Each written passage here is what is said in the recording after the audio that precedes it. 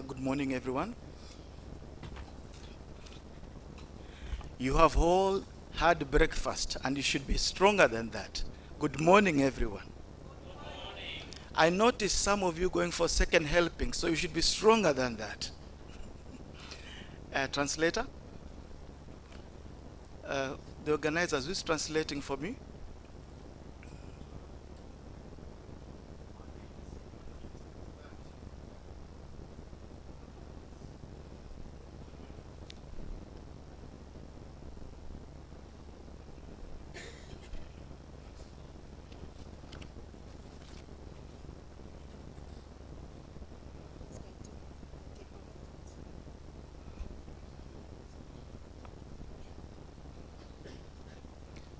You want me to repeat? Okay, I said good morning, everyone, and the response was not so strong. So I asked them to be stronger because they've taken breakfast, and I saw some also go for second helpings. So there's no reason for them not to be strong. Donc, j'ai dit bonjour, mais la réponse n'a pas été remplie d'énergie. Or, vous avez eu votre petit déjeuner et j'ai vu que certains se sont servis une deuxième fois. Donc, Okay, so this morning we are privileged to have someone who's going to talk to us in a topic that I'm going to introduce you. This lady is none other than Awula Serwa. She is a lawyer and an advocate for environmental conservation. You could get it from. Let's wait for Madame to get the translation. It's on page 48.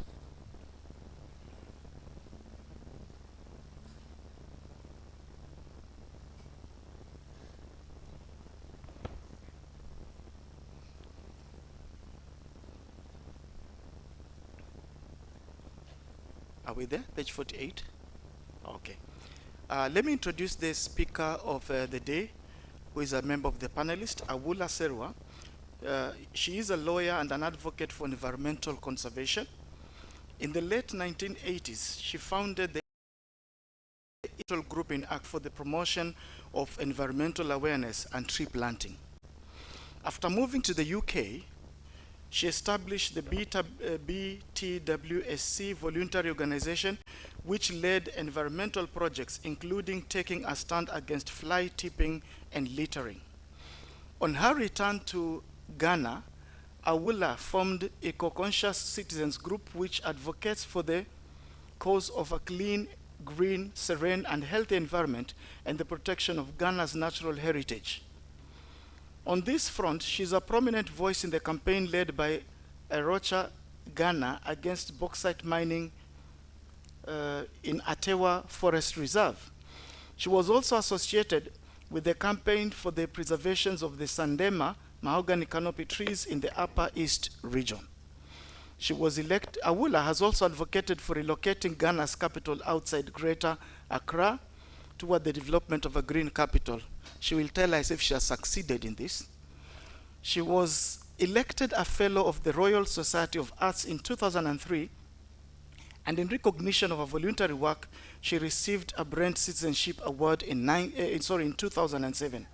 She was further honored as a MIPAD or MIPAD Hero of Action Against Climate Change in 2021.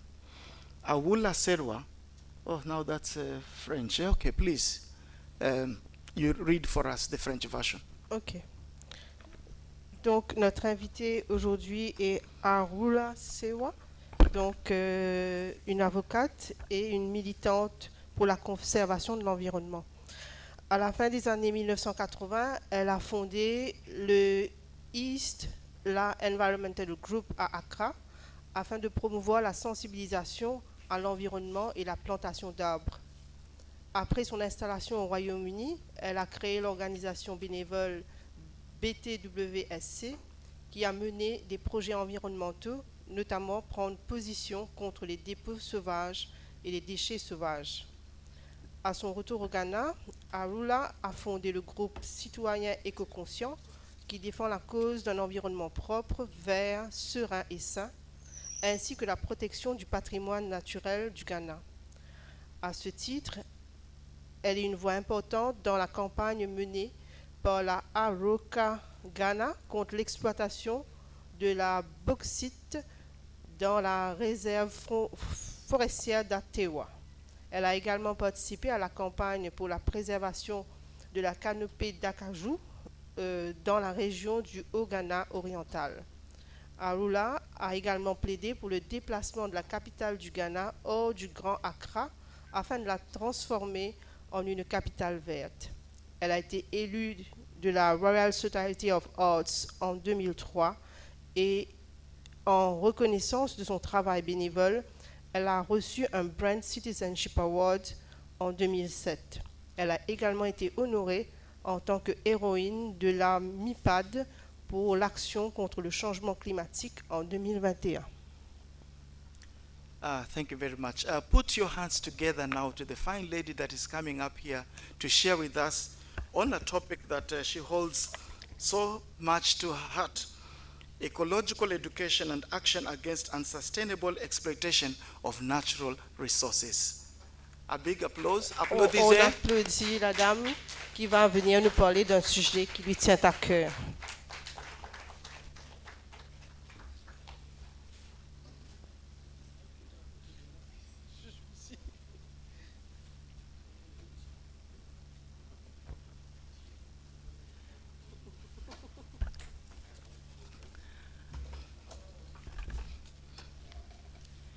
Yes, now without much further delay, because we are constrained on time, I will allow our panelists to probably very briefly talk to us. Madam Awula, what does ecology in education mean, and why do you think it's very important? Good morning, everybody, and thank you very much to the organizers for having me. For me, ecological education is basic, it's vital. If I look at our context, this is a Christian community, and we always remember that God placed us in the Garden of Eden. God did not place us in a gold mine. He didn't place us in an oil field. He didn't place us in a concrete jungle. In his wisdom, in his infinite wisdom, he placed us in the Garden of Eden, because our Creator knew that those were the conditions in which we can thrive. And so for me, ecological education is more about sensitizing us all to the environment in which we are in, and remembering that we are just to be stewards. We are to be stewards. The earth and everything in it belongs to the Lord. We are stewards, and we are supposed to manage, not lord it over, because we are not the only creatures on earth. We talk about creatures great and small. We have all the fauna, the flora. So ours is to manage the environment. And with education, we begin to understand the connectedness of all the living organisms so that we can thrive and have our ecological diversity, which is critical to our well-being. So that's it in a nutshell. Thank you very much, Awula. We could go ahead, please. Donc la question a été posée, c'est quoi l'éducation à l'écologie? Madame a répondu que c'est vital, que nous, en tant que communauté chrétienne, Dieu nous a placés dans le jardin d'Éden et pas dans, par exemple, des mines ou des endroits pollués. Que nous, en tant que chrétiens, en tant que baptisés, nous devons être au service de la création, nous sommes serviteurs. Et donc, nous devons être au service de la création et que nous devons justement tout mettre en œuvre pour pouvoir équilibrer ce cadeau de Dieu et nos actions et nos engagements. Thank you. Madam Awula again. It's interesting that you've shown that you actually understand your area. But I would like us to share with the members this morning what, in your opinion, would be the key components of environmental education.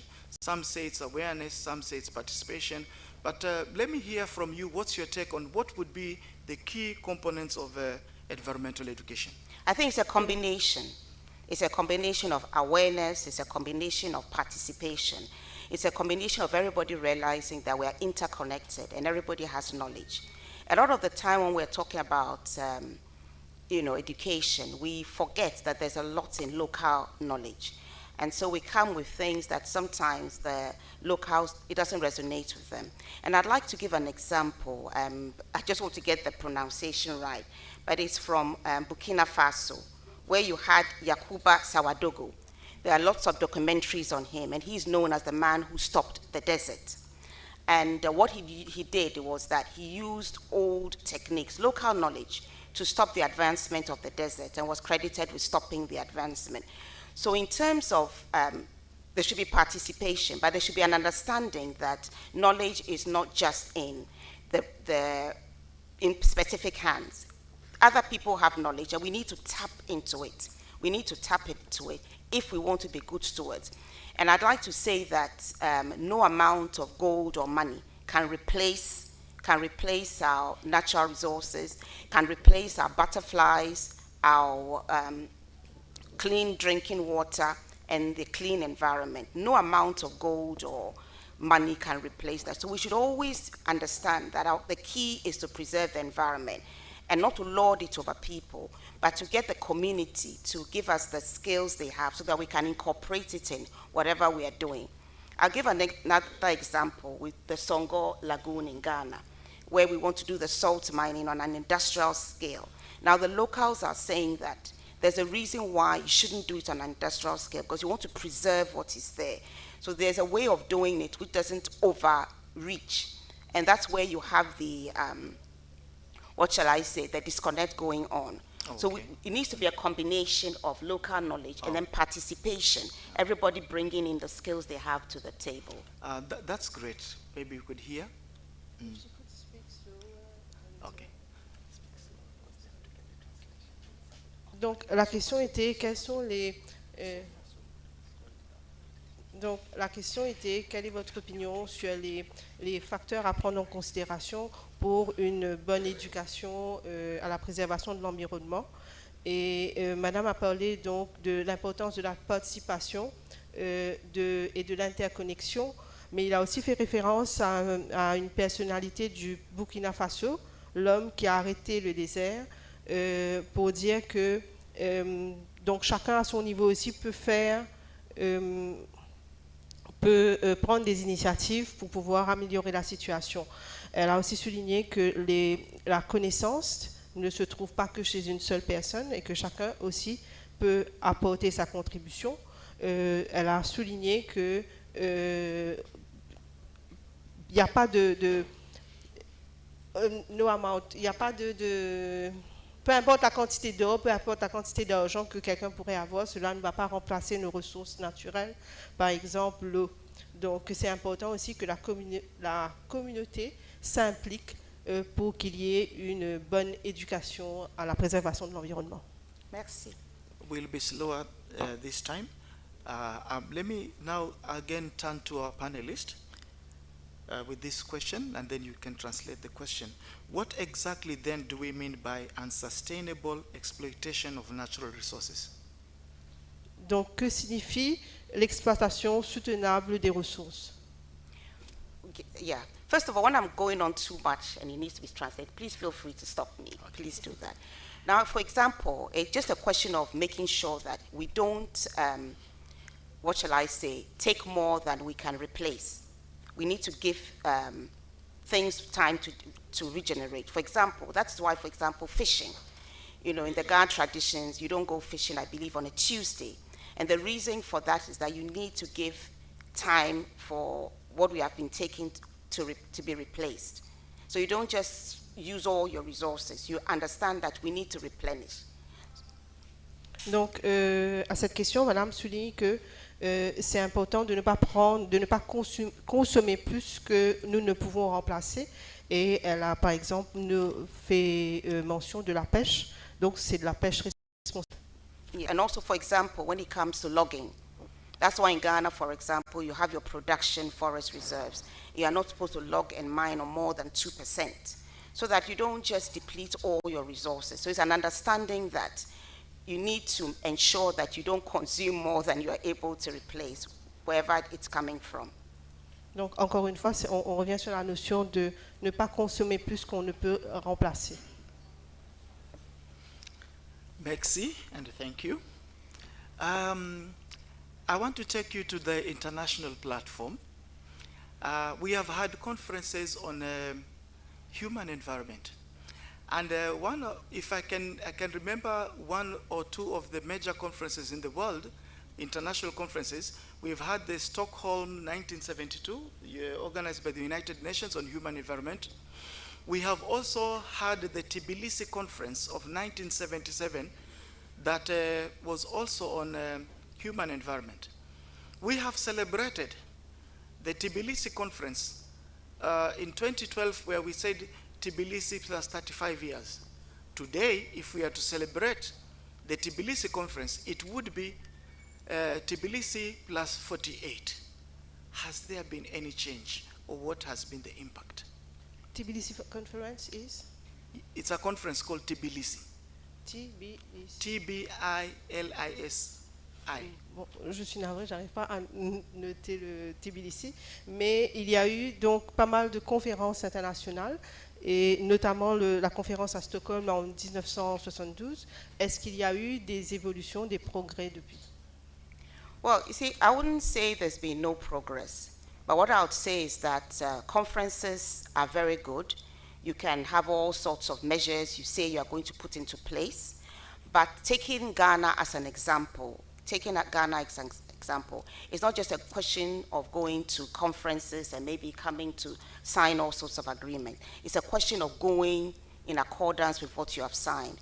So my short answer is that let's look at what we signed and what the implementation is, because that's the key. It's not just a question of going to the conferences, it's a question of when you come back, implementation. If you're not prepared to implement, then there's absolutely no point. Donc, il ne suffit pas, Madame ne dit pas que les conférences ne sont pas de bonnes initiatives, mais elle souligne que cela ne sert à rien de participer à une conférence, de signer des documents, mais de ne pas penser à l'implémentation. Donc, quand on signe un document, il faut aussi se préparer à mettre en pratique ce pourquoi on s'engage. And if I can give an example, if you look at, for example, our Ramsar sites, this was a conference in Ramsar in Iran, and we're supposed to protect our Ramsar sites. One of them is the Sakumno Ramsar site. Ramsar sites are wetlands, but the Ramsar ones are being protected. We know, again, I can talk about Ghana because that's where I am. We know that our Ramsar sites have been built on. Even those that are not Ramsar sites, like the Peshi Lagoon, people get debris, fill it, and start building. What do the authorities do but observe? Recently, we know that the regional minister has been talking about the demolishing unlawful structures on Ramsar sites, and some of the demolition has begun. But we need to ask ourselves, what kind of a country are we that we all sat down, we have duty bearers, and we waited for buildings to be put on Ramsar sites before a few years later, then we notice they are there and we say we're going to demolish. We really need to think again about how we do things. Donc, elle parle d'une conférence en Iran sur les terrains marécageux et parle donc de l'expérience ghanéenne où il y a pas mal de terrains marécageux mais sur lesquels les gens ont construit. Les autorités ont accepté ces constructions et que c'est maintenant que des démarches de démolition sont en cours pour pouvoir déloger les personnes. Donc, quel genre d'autorité, de pays acceptent des constructions sur les terrains marécageux pour après être conduits à faire des démolitions? Yeah, thank you very much. And of course, when I said, not in terms of accepting, what we are saying is that they didn't do anything to stop it. So yes, in the sense that the duty bearers, sometimes you see stop work in red, and then the construction goes on. So in the sense that they did not stop it, yes, you can say ils ont accepté, yes. Donc, étant donné qu'ils savaient que ce terrain n'était pas conforme à ce qui était recommandé et qu'ils ne l'ont pas arrêté, donc elle tient à souligner cette partie vraiment c'est après coup qu'ils sont revenus sur quelque chose qu'ils avaient toléré. Okay, thank you very much. We are moving now from the international platform, but I'm already glad that you touched on the local scenario. I just want us maybe to ground it further, and by asking, how can we localize environmental or ecological education in our context. Why I'm asking this? Sometimes to the ordinary person it seems sans rocket. When we sit and we talk about environmental degradations and all that, it seems sans rocket. How then can we localize it so that it becomes something that even the local can understand about the impact of degradation and all that? Well, for example, on parle toujours de l'éducation à l'environnement et à l'écologie. Comment contextualiser cette éducation afin que les locaux puissent aussi se l'approprier? Yeah, very good question. I mean, there are several ways, but you can start, for example, in your schools, you know, what shall I say, inculcating some of these things into the curriculum and then making it practical. For example, eco-conscious citizens, there's a school in La Wireless cluster of schools. So we go there and we have programs there. Then we took the children on a field trip to Parks and Gardens, you know, which is opposite the DVLA. And they had never been there before. So just going there, experiencing the whole environment, it had a shift in their way of thinking.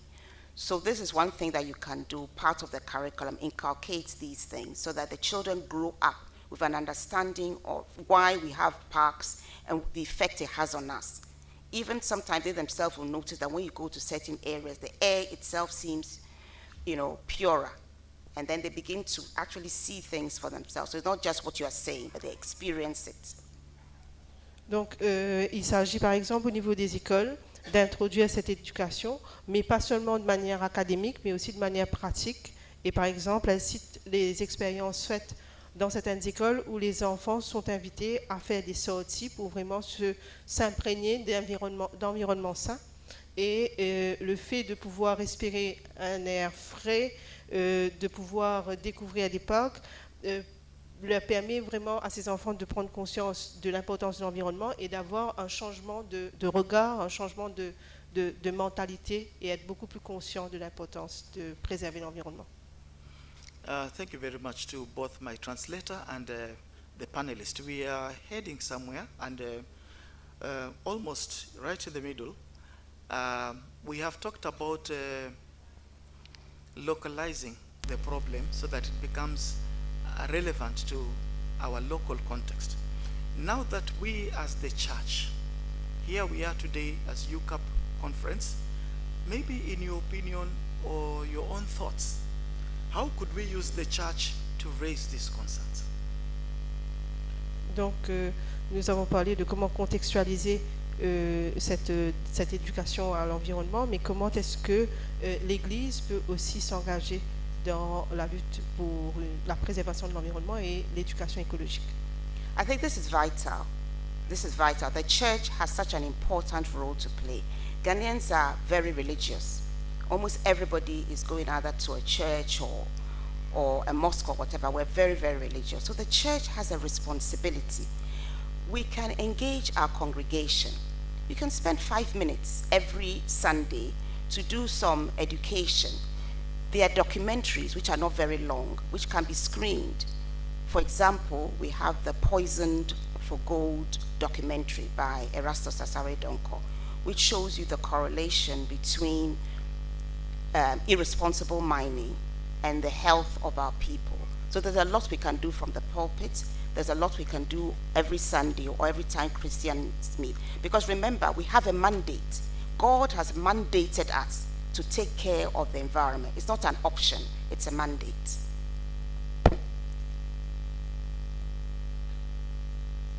Translator? Donc, l'Église a un rôle vital à jouer.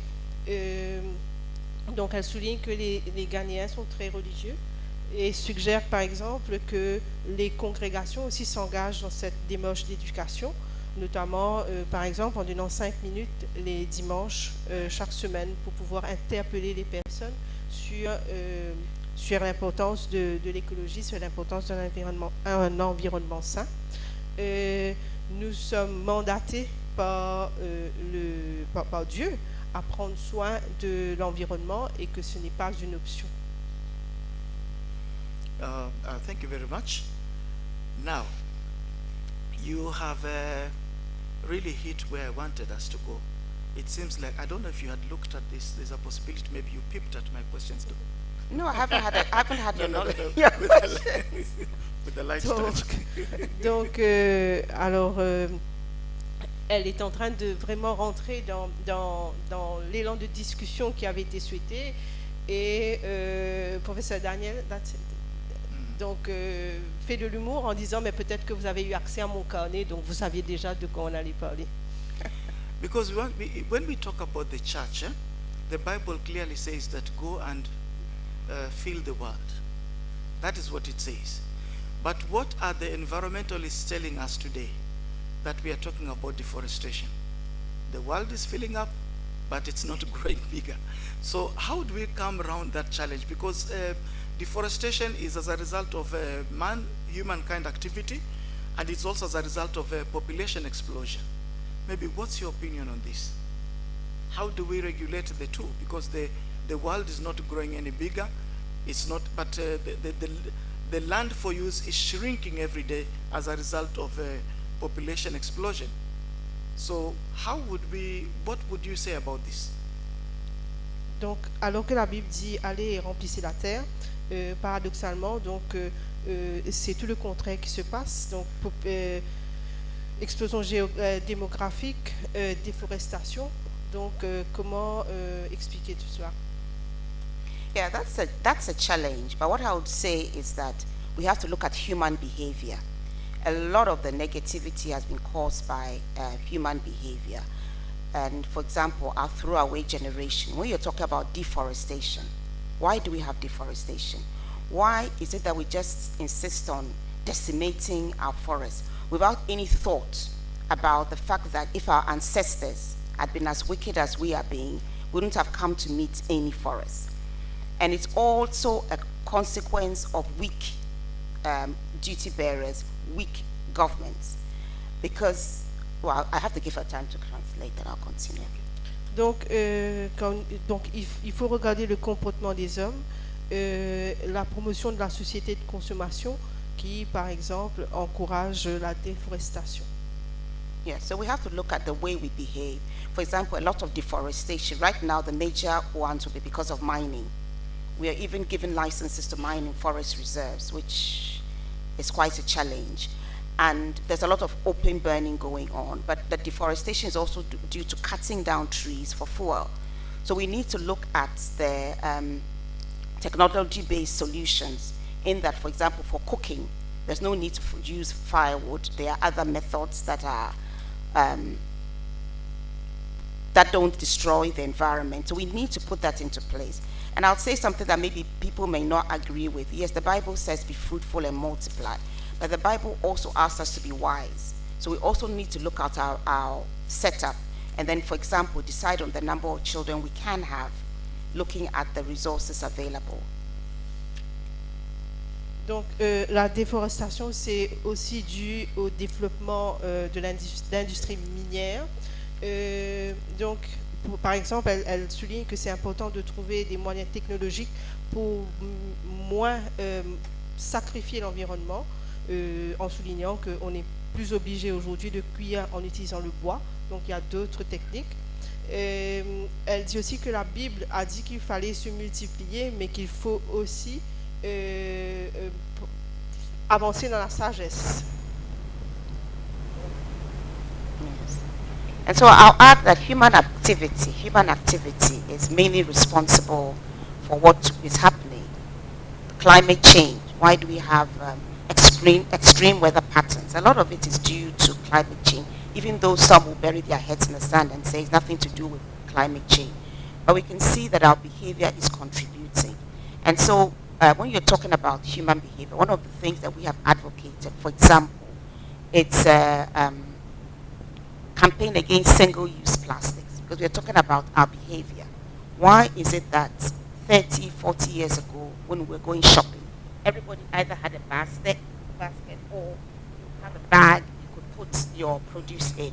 But now you find out that everywhere you go, a plastic bag for this, a plastic bag for that. Whereas in some African countries, especially is it Tanzania, Kenya, Rwanda, quite a few, They have banned single-use plastic, looking at its effect on the environment. Donc, on revient aussi sur la question donc, de l'activité humaine. Elle parle de toute la mobilisation qui se met en place dans certains pays contre l'usage de plastique, de plastique à usage unique. Voilà. Donc, soulignant qu'il y a une trentaine et une quarantaine d'années de cela, chacun allait faire ses courses avec des sacs réutilisables. Tel n'est pas le cas aujourd'hui, et elle fait référence à la Tanzanie et au Kenya, entre autres, qui aujourd'hui ont des politiques pour bannir l'utilisation de plastique à usage unique. Thank you very much. As we come towards the end of this discussion, before we invite question and answer, I want us to look at, you've talked about climate change. And in my understanding, and I can be corrected because you are the expert here, is that climate change is affecting the African continent much. But yet a lot of contribution is coming from the Western world in terms of the global warming and such, from the industries and all that. What would be your take on that? What can be done? Why are we the sufferers? And what measures are being taken to ensure that we have got a sense of what you call, you're an advocate,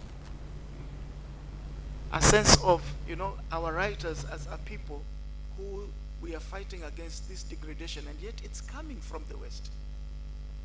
Donc la question est autour de la contribution des pays occidentaux au changement climatique et qui affecte largement le continent africain.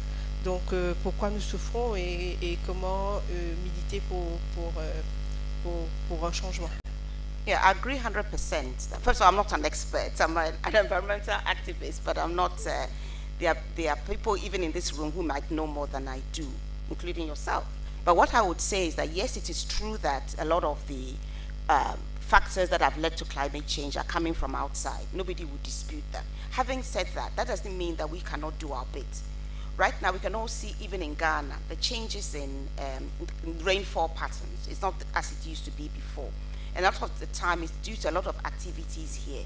And I want to spend a bit of time on mining, the detrimental effect mining has had on our climate, because it has led to deforestation, and it has also led to the poisoning of our water bodies.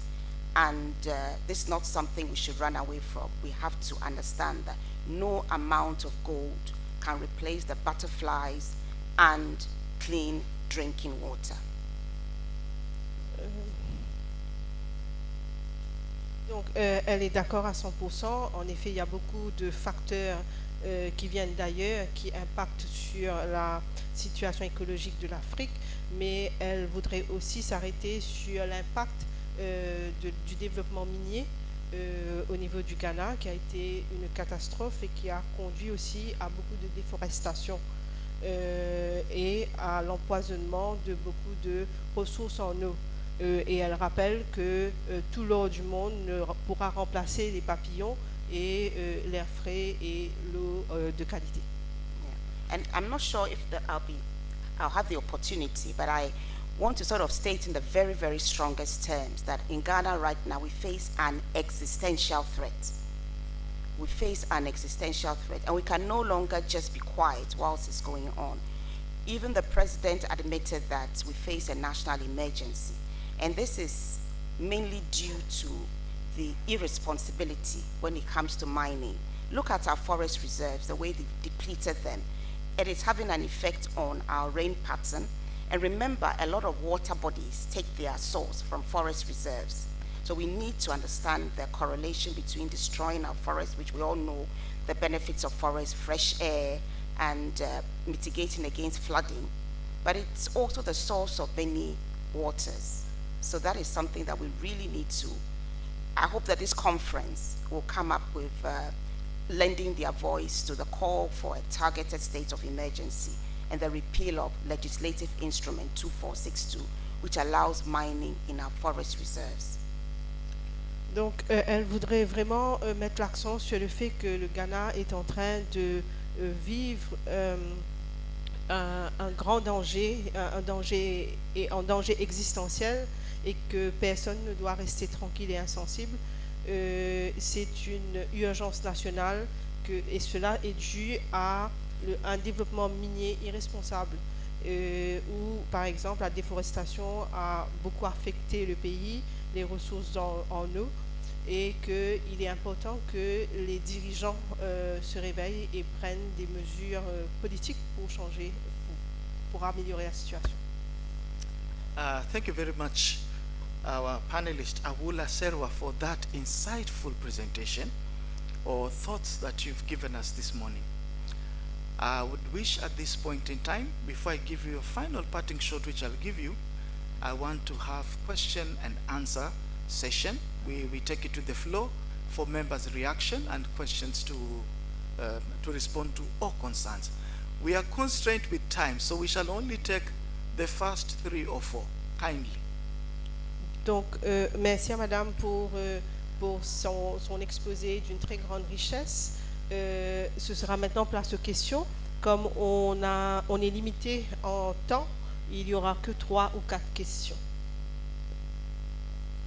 Yes, Father Janvier first, and then this gentleman here, you are the second one, then third and fourth. Kindly. So who is having the mic?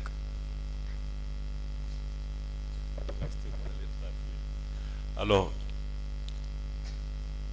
merci beaucoup Daniel, merci beaucoup Madame. Je suis curieux et excusez-moi de vous demander ce témoignage. Vous avez dit que vous n'êtes pas une experte, vous êtes une activiste.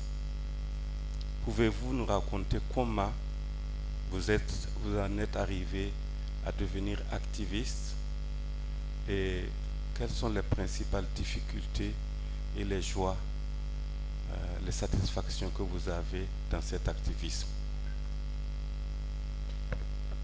So, the question is to Madame. So you said that you are not an expert but an activist.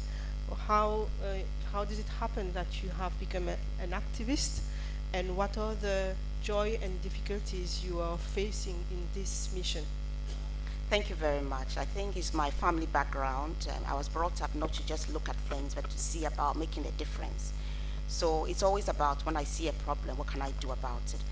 But specifically to do with eco-conscious citizens, it began in 2017 when people were sending posts. I was then in the UK, about the River Pra, how it had changed color from blue to brown. And I decided that we can't just be circulating posts. We need to do something about it. Shall I stop now or continue? Yes. You were in the UK? Pardon? You were in the UK.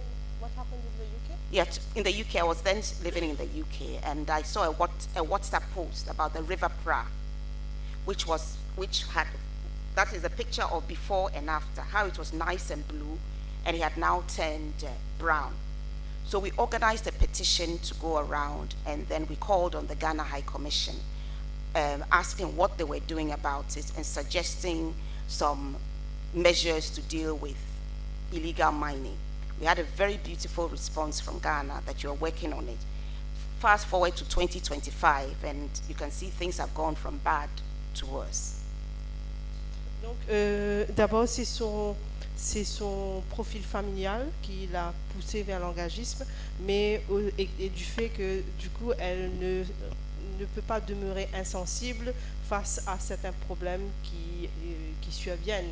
Elle a parlé donc aussi d'un incident où elle avait vu les conséquences donc du développement minier sur une rivière, et elle a été partie d'un groupe qui a sollicité la réaction du gouvernement du Ghana à travers des pétitions. Yes, and you talked about the joys. One of the significant joys was parks and gardens. In 2019, I was then still in the UK, but I'll come to Ghana on holidays, and I found out that a multi-story office building was going to be put on Parks and Gardens land opposite the DVLA. We set up a campaign, and I'm pleased to say that we stopped the multi-story building from being placed on Parks and Gardens land, and that gives us all great joy that activism can result in positive results or positive outcomes. Yes. Donc, et ses joies, c'est quand elle voit des initiatives, des initiatives des activistes pour apporter des résultats positifs. And another one, if I have the time to say it, was Sandema in the upper West region. We did not start the campaign, but they came to us, and a road was going to be widened, and they were going to fell beautiful canopy mahogany trees, which have been there before a lot of us were born. And we led a campaign. We thanked the press for the coverage they gave, because without the coverage, it wouldn't have led anywhere.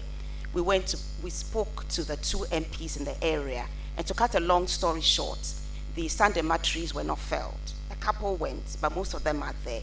And the great joy was a couple of years ago when the director of Accra-Ghana went to do something in Sandema, and he took a video of the Sandema canopy trees to say that, look at your campaign, the Sandema canopy trees are still there, and they are so beautiful. So that is the joy you get when your campaign has led to something. Donc il y a aussi une mobilisation qui a été faite autour de la sauvegarde d'arbres centenaires dans une région. Je m'excuse, je ne comprends pas la région, mais la ville s'appelle Sandema. Sandema, oui. ok. Donc ça a été toute une initiative mise en place pour sauvegarder les arbres, et c'est avec beaucoup de joie aujourd'hui qu'elle voit que les élans ont porté du fruit. Merci. Okay, the second person, and please keep it brief.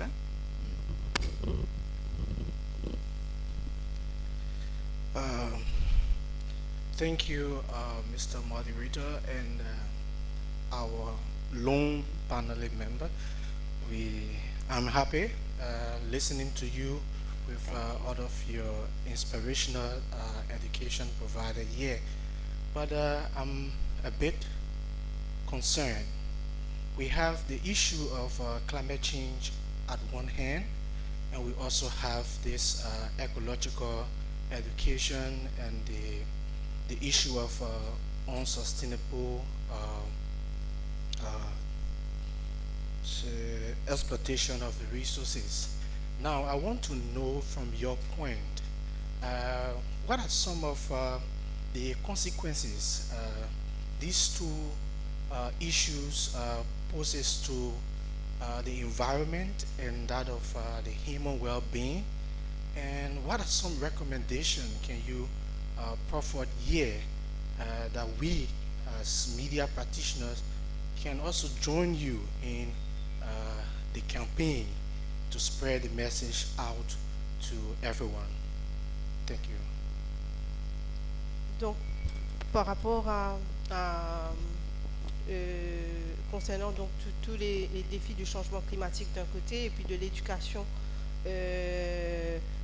écologique, de la sensibilisation à l'exploitation des ressources. Donc, quelles sont les conséquences de tout cela ensemble, et comment est-ce que les professionnels des médias peuvent s'engager et soutenir les élans de préservation? Thank you very much. I would say that the media has been excellent, but it just needs to do more. You know the issues, especially those that affect Ghana.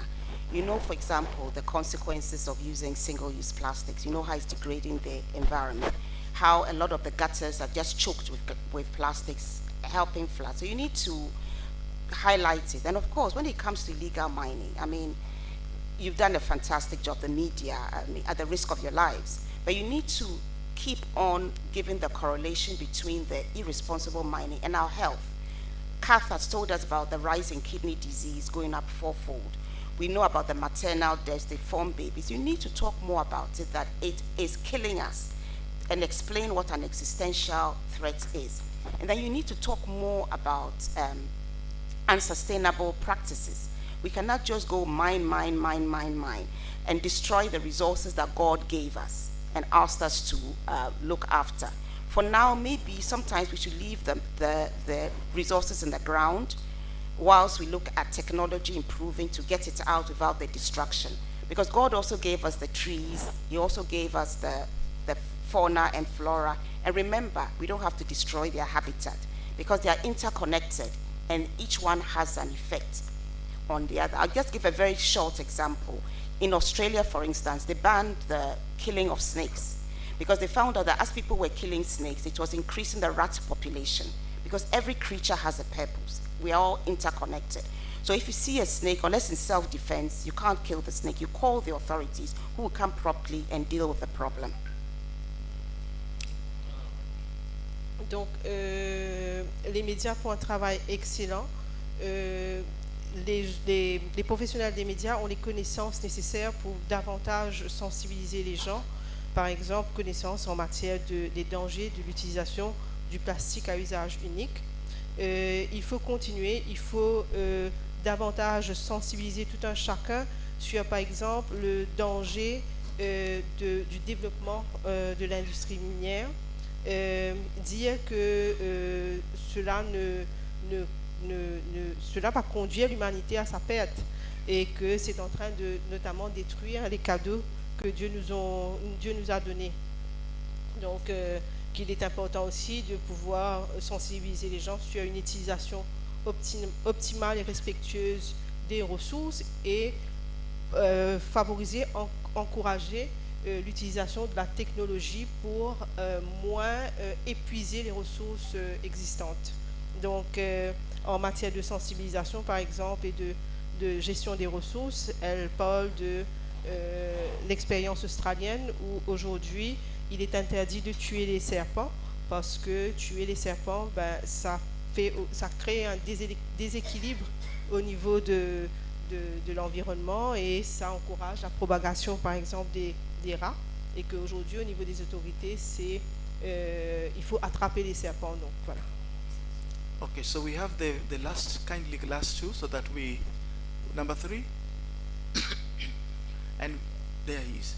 And very brief, and our presenter also a very brief response. Thank you. I have 5 minutes. Very Because well. I still want to give you a parting shot. Thank you. Very Thank much. you. My name is Stephen Boache from Ghana. Please, you stated that in Ghana we have a law that states that we shouldn't mine more than 2%. Is that correct? In production forest reserves, yes.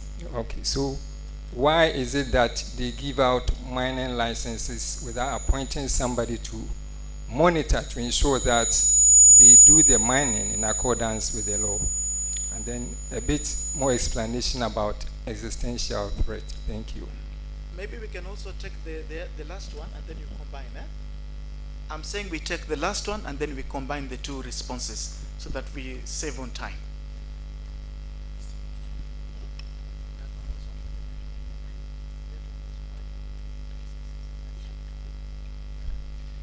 Okay. D'accord. Bonjour à tous. Moi, c'est Percy Séraphin du Tchad. Ma question est la suivante. En Afrique, nous avons beaucoup de théoriciens que des praticiens. Comment peut-on amener l'État, les enseignants-chercheurs, les diplômés et la population à la mise en œuvre des recommandations liées à l'éducation écologique? Merci.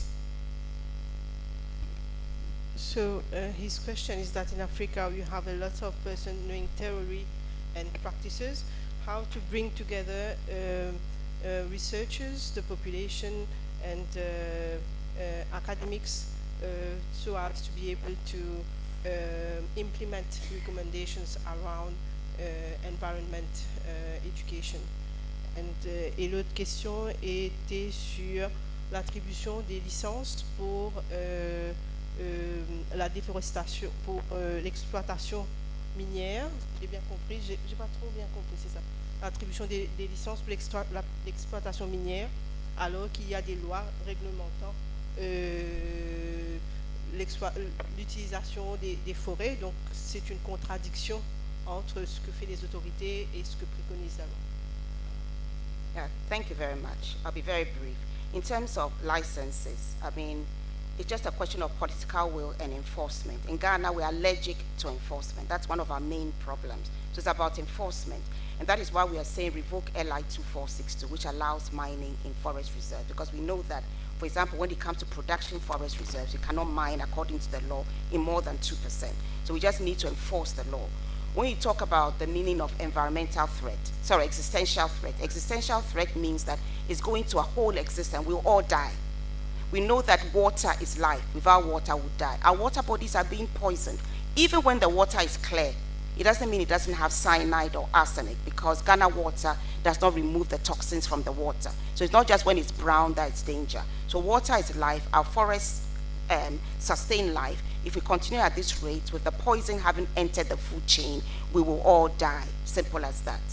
And then you're talking about, the second question was to do with experts, and it's a question of trickling down and realizing that we cannot just, keep expertise in one field. We need to join hands with those on the ground and listen to them, because I started by talking about local knowledge.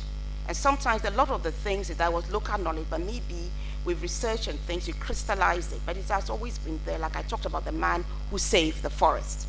There are names, there are scientific names for what he did, but the heart of the matter is that the local knowledge is there. We need to respect it and make sure that we work hand in hand implementing local expertise.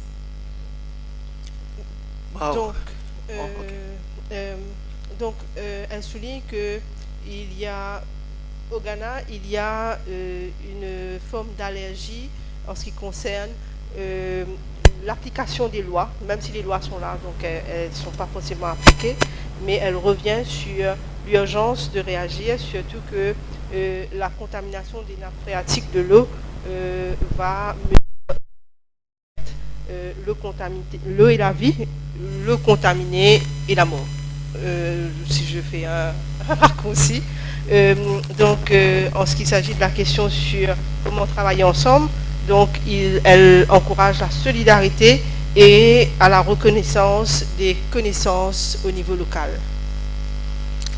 Thank you very much. I think we have come to the end of our presentation, but before I do that, I'm giving you 2 sentences to give me or give us your parting shot. 2 sentences. Continue doing what you are doing. Join the fight against irresponsible mining. It's killing us. It will kill all of us. The poison has entered the food chain. Foodstuffs were taken outside the country, found to contain toxins. Join the fight against irresponsible mining and irresponsible depletion of our resources. Donc, elle invite à continuer les engagements, le militantisme contre l'exploitation minière et la contamination de nos ressources. Thank you very much. Let's give a big applause to our panelists. You will agree with me that we have been converted. If we are people who are not looking into environmental issues, we have been converted. Me beginning with myself. You know me as Dr. Daniel Katama Mwaringa, but I'm adding a name to myself, Dr. Katama Mwaringa Serwa, because of what she has done. Let's give her again a big round of applause. Translate that for the last time, then we finish. I said I'm giving myself a new name because of what she has done to us, and now my name is Daniel Mwaringa Serwa. Donc, il a été converti. Et par rapport à tout ce qu'il a entendu, donc il change son nom. Dorénavant, il sera connu comme Dr. Daniel Mwaringa Serwa. Thank you very much and God bless. Thank you very much. Thank you. Please, the photographers, even as they step down, they will be in front. Can you make a shot of them? Let's give it to them one more time. Please, let's appreciate our moderator and resource person, Dr. Daniel and Madam Sewa. We are so grateful. Madam, we are so grateful. Let's keep clapping for them, please. Let's appreciate them. This is another thought-provoking topic that has been well delivered.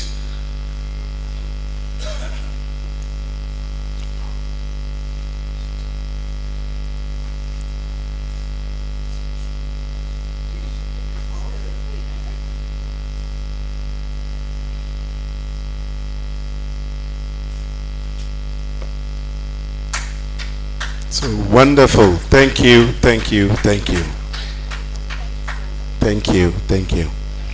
So colleagues, we are going on with the other presentation that will be handled by our sister Fabiola on project proposals. Yes, there is a paper going around for Cape Coast store tomorrow. We are supposed to be visiting two historic sites. We are visiting one of the two castles in Cape Coast. And then we'll go to a canopy walk in Kakum.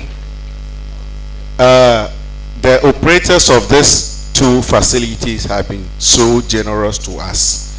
They have slashed the rate to have for each one of us. So please be ready to pay for the entrance fee tomorrow. We'll definitely do Cape Coast or Elmina Castle, and then we'll do Kakum Canopy Walk. The Kakum Canopy Walk is in 2 stages. If you don't want to go up on the height and do the canopy walk, you can go for a nature walk for about 1 hour. It's a very interesting place. You will love it. So please, the paper is going around. Please try and put your name down, your name and the country which you are from. So, Madame Martinez. Donc, il s'agit de la sortie de demain où nous irons visiter le château de Cape Coast, Elmina, et d'une forêt ou d'un parc, Kakun. Donc, les responsables de ces endroits nous ont donné un bon discount. Ceux qui sont pour la sortie, il y a un papier qui circule, il faut mettre votre nom et le pays d'où vous venez. Thank you, Martinez. And the third place we'll be visiting is the Cardinal Television Studio. You remember His Eminence Cardinal Peter Texan was here yesterday. He promised seeing us in Cape Coast tomorrow. So when we finish with the castle and Kakum, we will end up in where the station is. That is why I work, so I will lead you. That's the Cardinal Studios. Donc la troisième partie de la sortie sera la visite au studio de télévision du cardinal Tuxon qui était là hier et où Monsieur Travail, j'ai oublié le nom, et il sera notre guide. So thank you. I will give the floor to Madame Fabiola to take us through. Thank you. Good morning. Actually, I'm very much looking forward to tomorrow, to visiting and going out a bit. I've been thinking, so I don't know for those who are, I'll try to do my own translation, but if I miss some words, so you can relax, I will do my best, I promise. Huh? If for those who are sitting here, feel free to come over this side, or feel free to move the chairs, it's up to you. Donc, pour les gens qui s'assoient de ce côté, si c'est trop loin pour vous, pour regarder, vous êtes libre, n'hésitez pas de venir ici un peu proche ou de bouger un peu les chaises et tout ça. Mais mon idée aujourd'hui, c'est de présenter un peu ce qu'on fait en tant que Cameco et parler un peu sur comment faire les propositions de projets. So my idea today is really to present a bit what we do as Cameco. I have already been discussing with some of you already. By today, I imagine you might have an idea, but let's make it clear, perhaps, and more inspirational for you on how we could work together with each one of you. Donc, j'imagine que quelqu'un de vous déjà fait quelques idées de ce qu'on Cameco, ce qu'on travaille, mais juste pour laisser un peu formaliser. Et pour vous donner quelques guides, non, sur les propositions des projets. Bon, c'est moi, Fabiola Ortiz, je travaille à Africa Desk. I work in the Africa, let's say, desk, mainly Anglophone and Lusophone projects from the African continent, but I'm accepting now a bit of French too, and anyways, we do what we can. But next year I'm going to be joined by a new colleague also to share a bit the tasks. L'année prochaine, je serai j'aurai un autre collègue aussi, une autre collègue pour partager un peu les tâches. Hop, c'était tout. Donc, just a bit about us. I'm really not spending too much time, so you know who we are, where we are coming from. Some of you already know Cameco from the really past, much past than I than I can imagine. So this is just to touch base. Bon, we are non-profit. Nous sommes une consultation sans but lucratif. Say it again. Okay, perfect. And you show me, you indicate me like this. I think we have time. I'm not going to rush too much, but I think we have time, yes. So we are a non-profit consultancy. We specialize in the field of media and communications. I'm here. We are a bit ambitious. We are a small team, and we cover the world. That's very ambitious from our side, but we love this challenge. So we have one colleague for Asia, another for Latin America, Central and Eastern Europe. We offer services to, when we say local partners, anyways, to partners, to people, to organizations, organizations from civil society and also to church or related institutions, let's say organizations. And also, we are in constant contact with donors, especially church donors, so that might also be of your interest to know. Donc, on offre des services, je peux dire ça pour les partenaires locaux, mais c'est pour tout le monde, hein, pour les organisations qui sont actives dans les champs des médias et communications, les organisations liées avec l'Église catholique, mais pas nécessairement. Donc, nous sommes vraiment ouverts. Et aussi, bien sûr, nous sommes en contact toujours avec les bailleurs de fonds, c'est important. Les bailleurs de fonds beaucoup plus liés, bien sûr, sur l'Église catholique. We are concerned, let's say, our mission as a statement. We are concerned with empowering community, let's say, or media initiatives that are really focused on development and strengthening, yes, of course, the presence of the church in the media, as well as enhancing the importance of the media within the church. So we are also sensitive and focusing on that. Donc notre mission, c'est vraiment de empowering, de promouvoir, strengthen, de promouvoir de promouvoir les, how can I say empower media, de promouvoir le développement des médias, si on peut dire ça, le renforcement, merci. Donc c'est une interprétation ici collective aussi, merci. Et de promouvoir aussi les médias initiatives qui soient vraiment focalisées sur le développement, le bien-être, the common good, le bien commun, et de renforcer aussi la présence de l'Église sur les médias et les médias sur l'Église, donc les deux chemins aussi.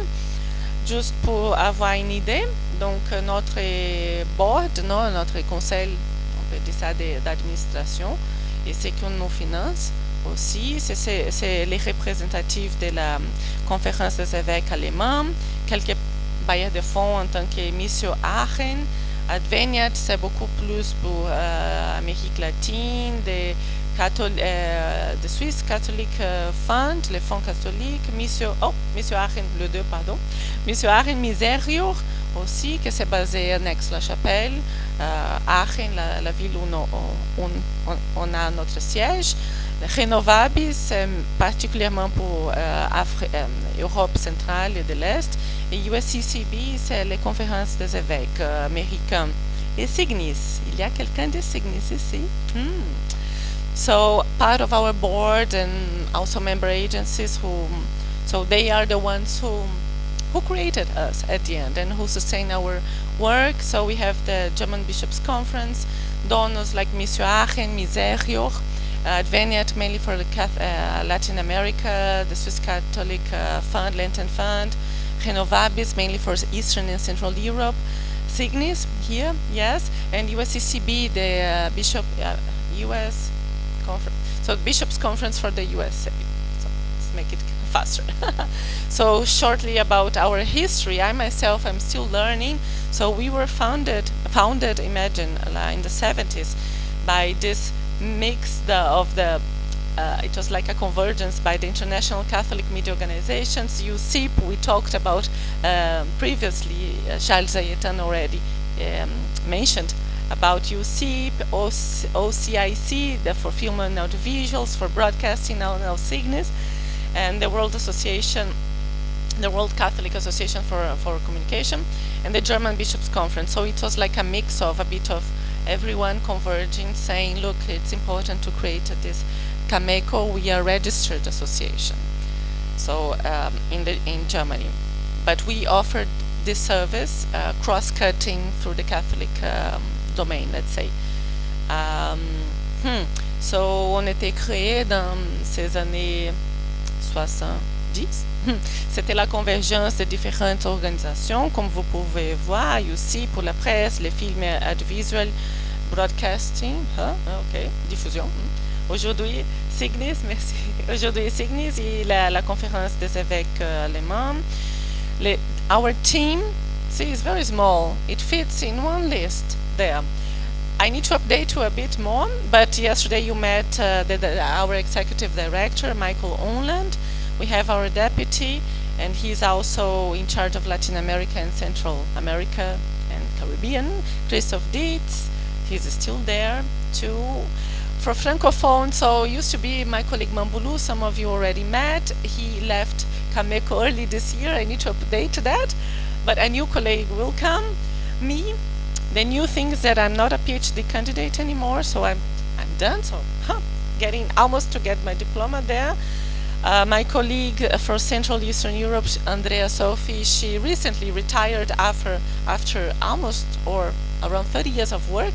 So we are having now a new person coming, and Amy Osorio, as you met yesterday, speaking here at the panel on AI and distortion of reality. She's our advisor for digital analysis and strategy. Donc c'est la liste ici, les directeurs exécutifs, vous avez déjà fait connaissance hier un peu avec la transmission en ligne. Notre député, le vice, est chargé aussi pour l'Amérique latine. Francophone, c'est pas maintenant mon boulot, c'est ma collègue qui va venir l'année prochaine. Central Europe et Asia aussi, ça serait une nouvelle collègue, elle a déjà pris retraite, Andrea Sophie, mais Andrea Sophie, son nom est ici parce qu'elle fait partie de l'histoire de Cameco, elle savent tout et beaucoup, donc on garde toujours dans le cœur, elle est toujours très active, she's always very active, so we are always in contact with her, and Amy Osorio, vous avez fait un peu de connaissance hier. Okay, what we do, I think you kind of already have an idea. So we assist we don't support donors because we don't have the money, they have, but we assist donors in assessing and evaluating media and communication projects and proposals. We try to identify risks, challenges, and we indicate opportunities as well. We advise, let's say, partner organizations, how we name, but we advise you, any of you, who wish to be in contact with us on methods and approaches to develop, to plan, to implement, to monitor. The list is huge. Projects on media and communication. Also, we try to raise awareness on methods of audience research and to strengthen this relationship between media and communication initiatives with target groups. Donc, on aide en tant que Cameco, on aide les bailleurs de fonds pour donner notre expertise technique, des évaluations aussi sur les projets. On essaye d'identifier les risques, les challenges, mais aussi vraiment les opportunités et les potentiels de chaque projet. On donne de l'advice et puis ce conseil pour vous, pour quelqu'un en fait, pour les organisations qui veulent échanger, qui veulent développer, implémenter ou même faire le monitoring sur les activités, sur votre projet, sur média aussi. Donc c'est la liste. Ici on donne les types de services, non? Les planning, planification, évaluation, project screening, c'est de regarder, faire des remarques critiques, hein, sur une proposition de projet. Capacity building, yes, we are there. Donc, renforcement des capacités, oui, on est en train de développer quelques lignes. Je donne un exemple, par exemple. Ici, juste une petite publicité même, mais je laisse ici juste pour que vous sachiez un type de renforcement des capacités, c'est le Digital Media Education on Policy Development.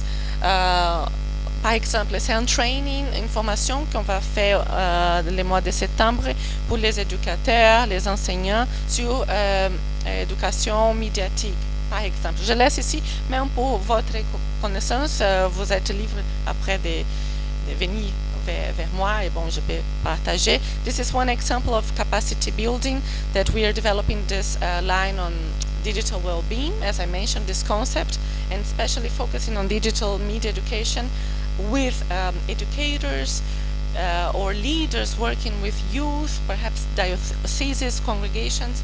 So how to develop a strategy on media education in the digital world, embracing the digital well-being concept. So this is one example of capacity building that we do. We do a lot of networking, a lot, like here, but a lot also in conferences and all the media development networks, globally speaking. And finally, we manage this fund, Cardinal Foley Fund, scholarship fund for academic scholarships. I will speak a bit more. There's one slide for that, and you have in our website also one specific session on this. Donc, je vais parler un peu dans les prochaines slides sur cette bourse d'études pour d'études académiques sur médias et communication. Et c'est vraiment les cibles, c'est pas seulement les pères, les priests, les sœurs, mais aussi les praticiens qui travaillent dans les médias catholiques ou dans les diocèses. Donc c'est vraiment focalisé pour les milieux de l'Église catholique. On a une représentante de la bourse d'études ici, devant moi, c'est la sœur Joséphine Gouba du Burkina. Elle vient d'être acceptée pour recevoir une bourse d'études pour 3 années à l'Université de Strasbourg pour faire son doctorat en Media Education, éducation médiatique. Elle vient d'être acceptée. Please, it's very, very competitive. I'll go for English. We have, for my beautiful surprise, one representative here she's not yet alumni because she just received, she's been awarded a scholarship fund to do her PhD, 3-year PhD in France, in the University of Strasbourg, on focusing specifically on digital media education in schools. And by surprise, she approached me, and afterwards, please, after I present the criteria, the requirements for this candidacy, please go to her, network, exchange to her. She knows the way. It's very competitive, very. Nowadays it became very knowledgeable. We like this, of course, but very competitive. Après, vous êtes libre aussi, n'hésitez pas d'échanger avec la représentatrice. Hein? C'est pas l'alumni, mais bon, c'est la scholarship holder pour la bourse, non? Exactement, un exemple. Elle sait vraiment les chemins et ce n'est pas facile en fait, mais c'est possible. Let me go a bit more, but in terms of evaluation, we do questions. This is our role because no one better than you know exactly the projects that you are doing, the context that you are working with, and the audience or the target or the people that you want to touch. I mean, we don't have this, not even this ambition to say we know. No, we don't know. What we do, we make questions to, we come together, we work together to ask questions so that you can really engage in a reflective process in how to do better projects. Donc, on essaye de poser les questions. Il n'y a personne mieux que vous-même qui vous sachez votre contexte, votre projet, ce que vous voulez atteindre, ce que vous voulez achieve. Yeah, bon. Avec les résultats, votre objectif. Et donc, nous sommes là, toujours, nous sommes ensemble pour poser les meilleures questions, pour améliorer votre proposition de projet. I will move on because the most important part is project, I know. So this is just an example of networking. We circulate a lot within the Global Forum for Media Development, research associations, Latin American and Education Radio Association. We are present in ALER, AMARC Asia, for example, Signis. Also, Signis, I need to exchange more. Signis here, please. Yes, I need to exchange more with you this week. We are also part of FOME. It's a network of German and Swiss organizations active in international media assistance worldwide. Donc, nous sommes toujours là pour faire le networking dans AMARC et Asia. ALER, c'est l'association de radio latino-américain, éducation médiatique, et les forums global de développement des médias et d'autres associations même de recherche. Okay, perhaps this is what I can say from the Cardinal Foley Fund. You can have more information in the website.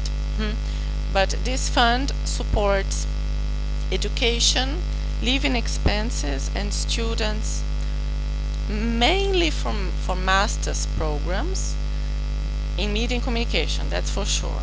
But also, depending on the context, we do accept bachelors as well, and depending on the context, on the case, like the sister Josephine Goba, also PhDs. It really needs to be justified and very good to be compelling.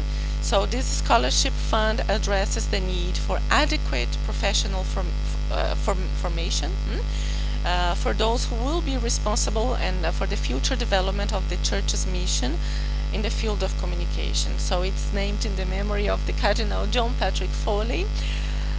I myself, I didn't meet a former president of the Pontifical Council for Social Communication. So in order to honor for his commitment and his duties towards developing the church's competences in communication involvement. Sorry for the typo there. So it's been running since 2012, more than 80 scholarship holders nowadays we have. Donc c'est un peu ici l'information sur les Cardinal Foley, les fonds de bourses d'études. On existe depuis 2012 déjà, il y a beaucoup plus, vers 80 candidats qui ont reçu la bourse. How can I say scholarship holders? Boursière, bien sûr.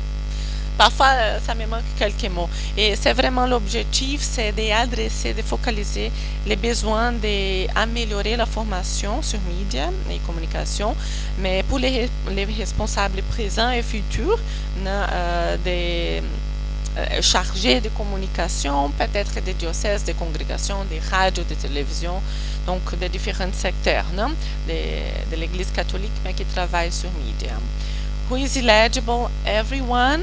Just changing here, Latin Americans, now we stopped this cohort, but for the African continent, Africans, we are very much, of course, always open. French, English, and also Portuguese. So we have not yet received Portuguese speaking scholarship applications, but we are also open. The next call I need to update for next year now. So it's once a year. Usually it starts in December of the year until March. So it will open December this year for March and end the deadline March next year to start mainly so August, September, October, the studies 2026. Donc le prochain appel sera lancé en décembre cette année jusqu'à les délais, les dates limites vers vous pouvez toujours consulter sur notre site web. On aussi lance des newsletters aussi pour les diocèses aussi, donc et les conférences des évêques, donc pour être mis à jour. Et normalement, c'est pour financer pour l'avenir. Ça veut dire, si vous voulez se préparer pour présenter votre dossier, ça serait pour commencer les études juillet l'année prochaine, en août, septembre et octobre. We also have, within the Cardinal Foley Scholarship Fund, we also have one specific fund, basket for sisters. This is very much for sisters. So scholarship fund is for everyone, as you can see here, priests, religious, lay people, practitioners. And there is one that is, we call Sisters Fund. It's funded by the Hilton Foundation, and it's for sisters. So only for sisters to really upgrade and put them on the next level for professionalization. Il y a, dans le cadre de la bourse d'études de Cardinal Foley, il y a un volet spécifique pour les sœurs religieuses. We are not donors, just to make here. We don't have money. We cannot fundraise for you, but we can do a lot, as I mentioned before, of connecting, networking, and posing questions. Nous ne sommes pas bailleurs de fonds, juste pour être clair. On ne donne pas l'argent, mais pour les projets, mais on essaie ce qu'on peut, de faire les liaisons entre vous, les partenaires, les différents projets, et les bailleurs de fonds, et on pose des questions. I have a very more detailed PowerPoint, really explaining thing one by one. But this is what I usually, point by point, but this is what I usually, when I'm approached by email, please, you all have my email. If you don't, you will have by the end of today. We work by email. We can exchange by WhatsApp, but it's email that counts. When I am approached by email by an organization, an association, a diocese, name it, we want to prepare a project proposal on this topic, touching on media and communication. How can we do? This is a similar, like a general email that we usually receive, and I tend to answer with this template. So if you approach me, you're going to receive this in English or French or in Portuguese. Please consider writing a first draft. What is the title? The name of or the organization, the context of the project. What are the needs? What are the challenges? What are the problems that your project or your idea faces? What is to be achieved? What activities you aim at implementing? Phases, timeline. What is the target group? Who you think you hope to benefit? What are the necessary resources that you have available at the moment? What we call local contribution. And sustainability. What is being done to ensure that this project can be sustainable? It depends. Some projects they finish and they are done, but how can you, if it's a radio station, for example, very common to receive, how can you sustain a radio station after the first cycle of funding is over? So sustainability. You will receive this if you approach me by email. Je vais juste faire un peu la traduction ici parce que c'est vraiment important également pour que tous sommes dans la même page. Donc normalement je suis les gens, les partenaires, les applicants, les associations, les diocèses m'approchent par email, s'il vous plaît, par email. Vous pouvez me contacter par WhatsApp, mais ce que ça compte, c'est email. Et normalement, les gens me posent la question, me demandent, je vais faire un projet dans ma diocèse, dans ma organisation, comment est-ce que je peux faire, comment est-ce que je commence? Donc, les pas numéro 1, 0, c'est des fois d'écrire un brouillon. Tout se passe par un écrit. C'est le monde bureaucratique. Donc, sur écrit. Et je normalement réponds aux emails avec cette liste de components. Le titre des projets, les noms de l'organisation, non le nombre de l'organisation, le contexte des projets, c'est la description générale pour donner les informations basiques, préliminaires, non? Les besoins, les challenges, les problèmes que le projet ou que l'idée est en train d'être confronté, ce qu'il faut atteindre, non? Achieved, what it needs to be achieved. Oui, accomplir.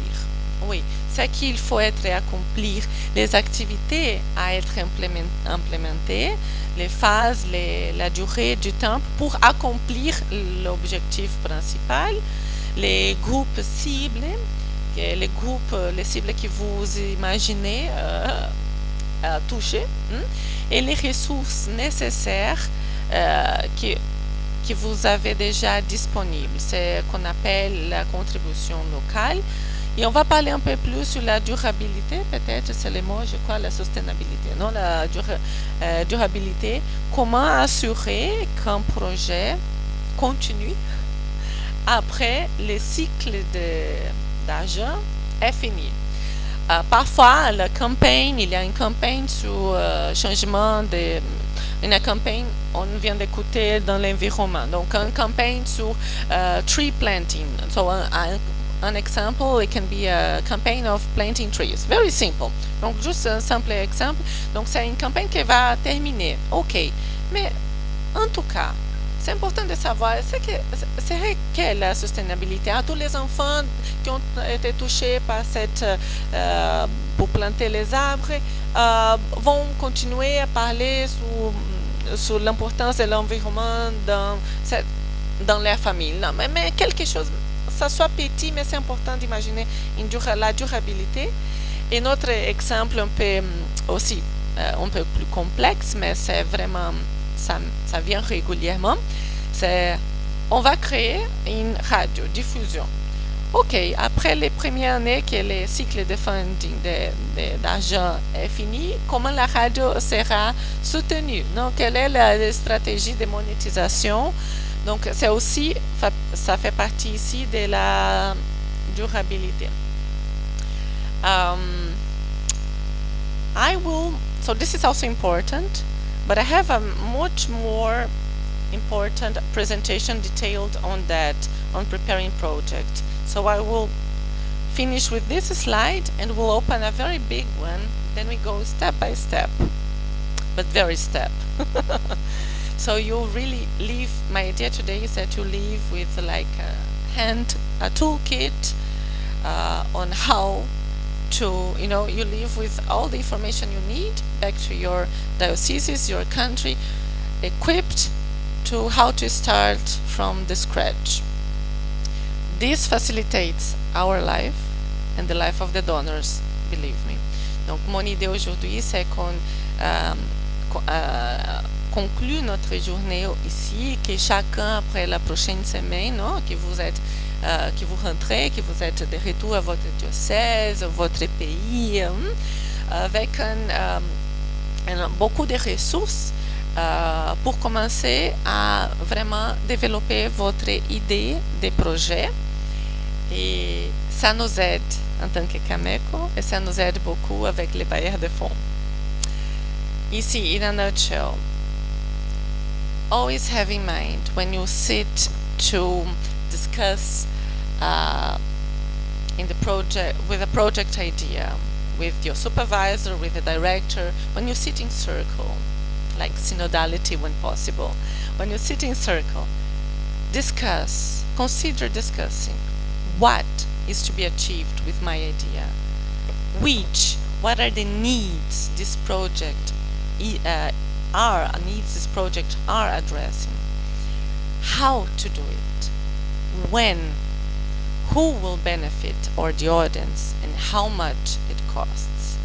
So it's a lot to think. It's not from one day to another. It requires like meetings and meetings, internal meetings. So, donc un petit résumé, lorsque vous s'assoit, c'est pas un projet, faire une proposition de projet, c'est pas l'acte unique d'une personne, c'est collectif, c'est un groupe. Donc c'est toi, en tant que chargé ou producteur ou coordonnateur, mais toi avec ton superviseur, avec les peers, les pairs, your peers, your collègues de travail, si possible un peu de synodalité participative, et essayer de réfléchir. C'est quoi il faut accomplir. Quels sont les besoins que notre idée de projet veut adresser? Comment est-ce qu'on va faire ça? Quelles seront les activités? Quand, le timing, la période, la durée, qui seront les bénéficiaires ou l'audience, les personnes, les groupes qui seront touchés, et combien ça coûte? C'est pas évident. Et ça demande peut-être nombreuses réunions internes, non? Donc, this is really preliminary, but I prepared. If you may remember from my first day, I gave you the appetizer, project preparation, live captions, no need, got it. Let me see how we have of time. Okay, we're good of time. So I gave you the appetizer last Monday. So let me try to continue. This is my part 2 for project preparation. So I really prepared this for this week, for today. It was especially for you, for Ucap conference. What is a project proposal? What is the difference between proposal and a concept note? Before writing a proposal, what you should have in mind, I already mentioned the list in summary that you should include when thinking on the 4 C's of grant writing, but just some ideas of important keywords to have in mind and the proposal. Let's see how far we can go, mais c'est quoi un projet de proposition? Quelle est la différence d'un projet pour une note conceptuelle, right? Concept note conceptuelle peut-être, hein? Avant de commencer à écrire une proposition, qu'est-ce qu'il faut avoir en compte? Yes, what you need to know about your donor. Ce qu'il faut savoir sur votre bailleur de fonds. Quelques components importants pour écrire une proposition et sur la proposition lui-même. So yes, I would ask you, what is a project proposal? I already put the answer there, but perhaps if I could even do some, just for you not to sleep, what is a project proposal? C'est quoi une proposition de projet? Je sais, bon, en anglais, les gens viennent déjà de lire, mais si possible, je voulais écouter.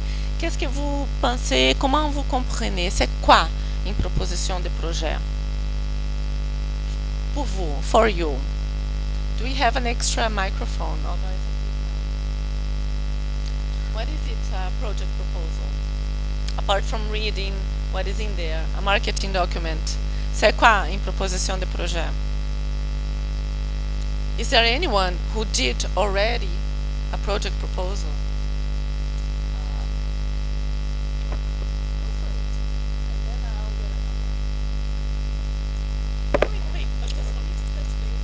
Ok, merci. C'est une idée qu'on cherche à matérialiser. Tout à fait, oui.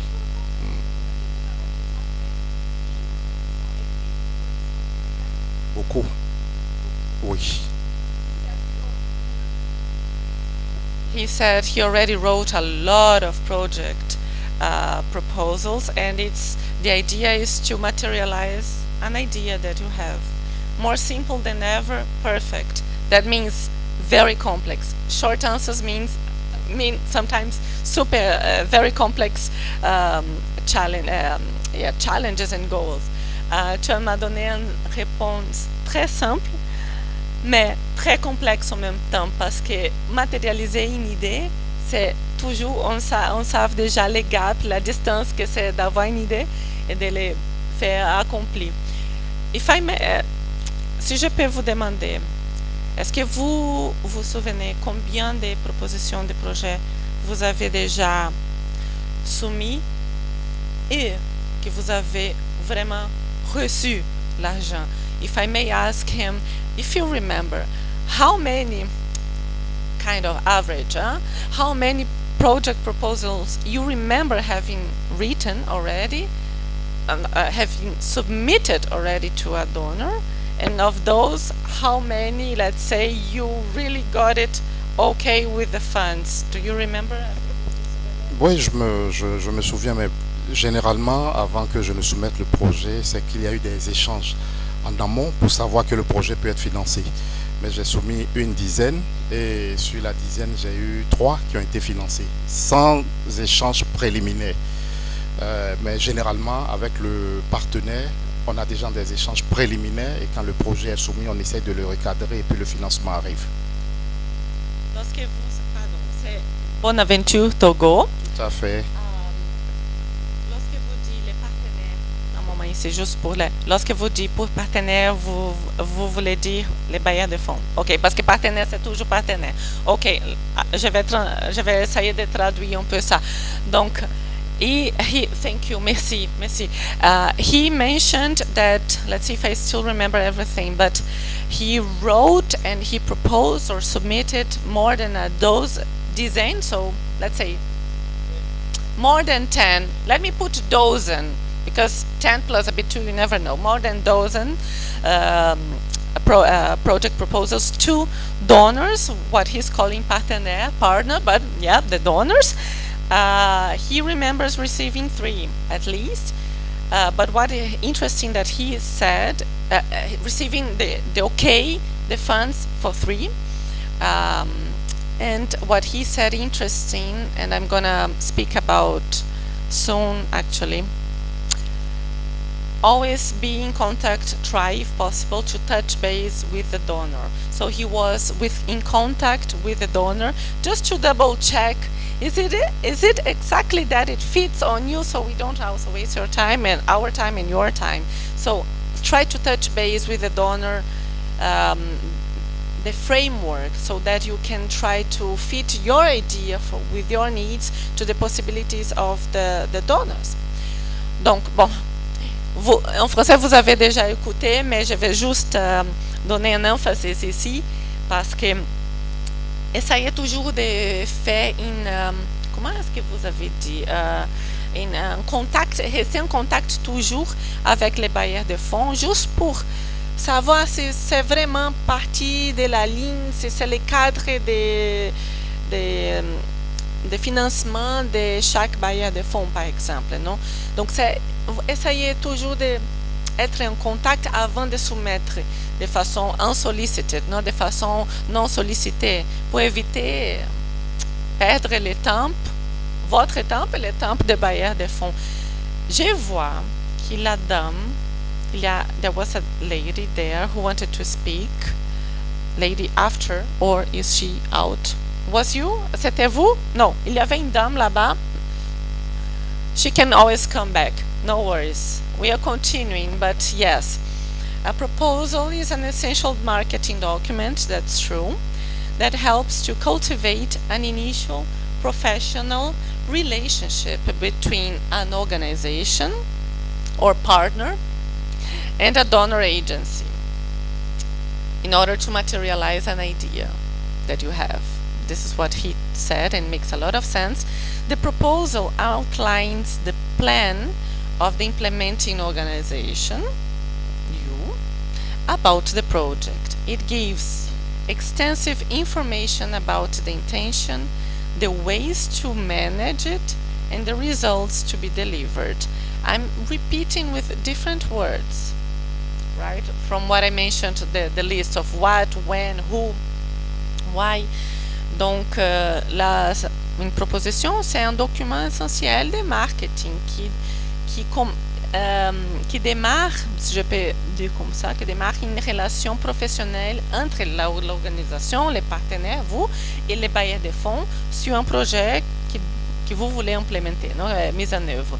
La proposition, normalement, structure un plan d'implémentation sur le projet, donne information extensive sur votre intention, les façons de comment le faire et les résultats que vous voulez avoir. Yeah, so concept note and project proposal.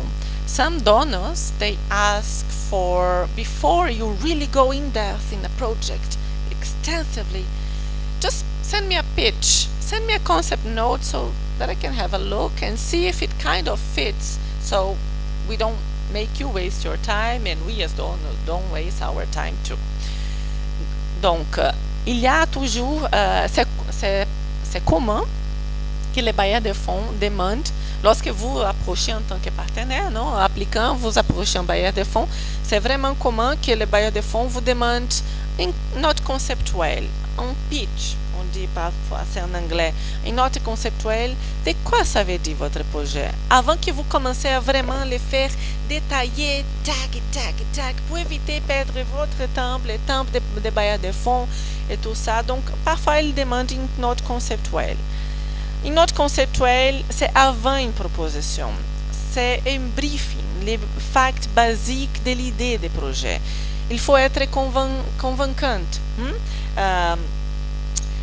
Donc, et après la proposition, établit un cadre un peu plus formel qui va établir les idées, non, pour une compréhension claire pour les bailleurs de fonds. Important, comme je viens de dire, c'est tout par écrit, spécialement pour les bailleurs de fonds. Si votre idées ne sont pas écrites, ils ne seront pas pris en compte. C'est simple comme ça, mais c'est difficile comme ça, en tout cas. So, indeed, a concept note precedes the proposal, offers a briefing basic facts. I know the English people can already read that. And the proposal then offers afterwards, offers a framework that really establishes formally the ideas for really a clear understanding for the donor. And when I say clear understanding, I'll come back to this word soon, don't take for granted that the person representing the donor institution will know your context. They might have an idea, but they will never know exactly your specificity, because you are the ones who know. So you need to be very, very clear. Say A, B, C plus D equal blah, blah, blah. It needs to be straightforward. Je vais retourner sur ça, sur la clarté, mais il ne faut pas imaginer que la personne, l'officer, non, des bailleurs qui représente l'institution des bailleurs de fonds, saura beaucoup en détail votre contexte. Donc il faudrait, c'est vous-même qui vous sachez, vous savez exactement votre contexte et les difficultés de votre travail. Les bailleurs de fonds pourraient, de façon optimiste, avoir une idée générale. Donc, il faudrait être clair. Être clair par écrit. Okay. So, I'm not going to translate of the translator. Let me continue. A donor believes more in a written document. C'est ça, les bailleurs de fonds, j'insiste sur ça. Les bailleurs de fonds ça donne un peu plus de crédibilité si les bailleurs de fonds a un document par écrit. It also helps a proposal on planning activities and making budgets. Donc, pour essayer de conceptualiser les budgets, c'est important de lister tout par écrit.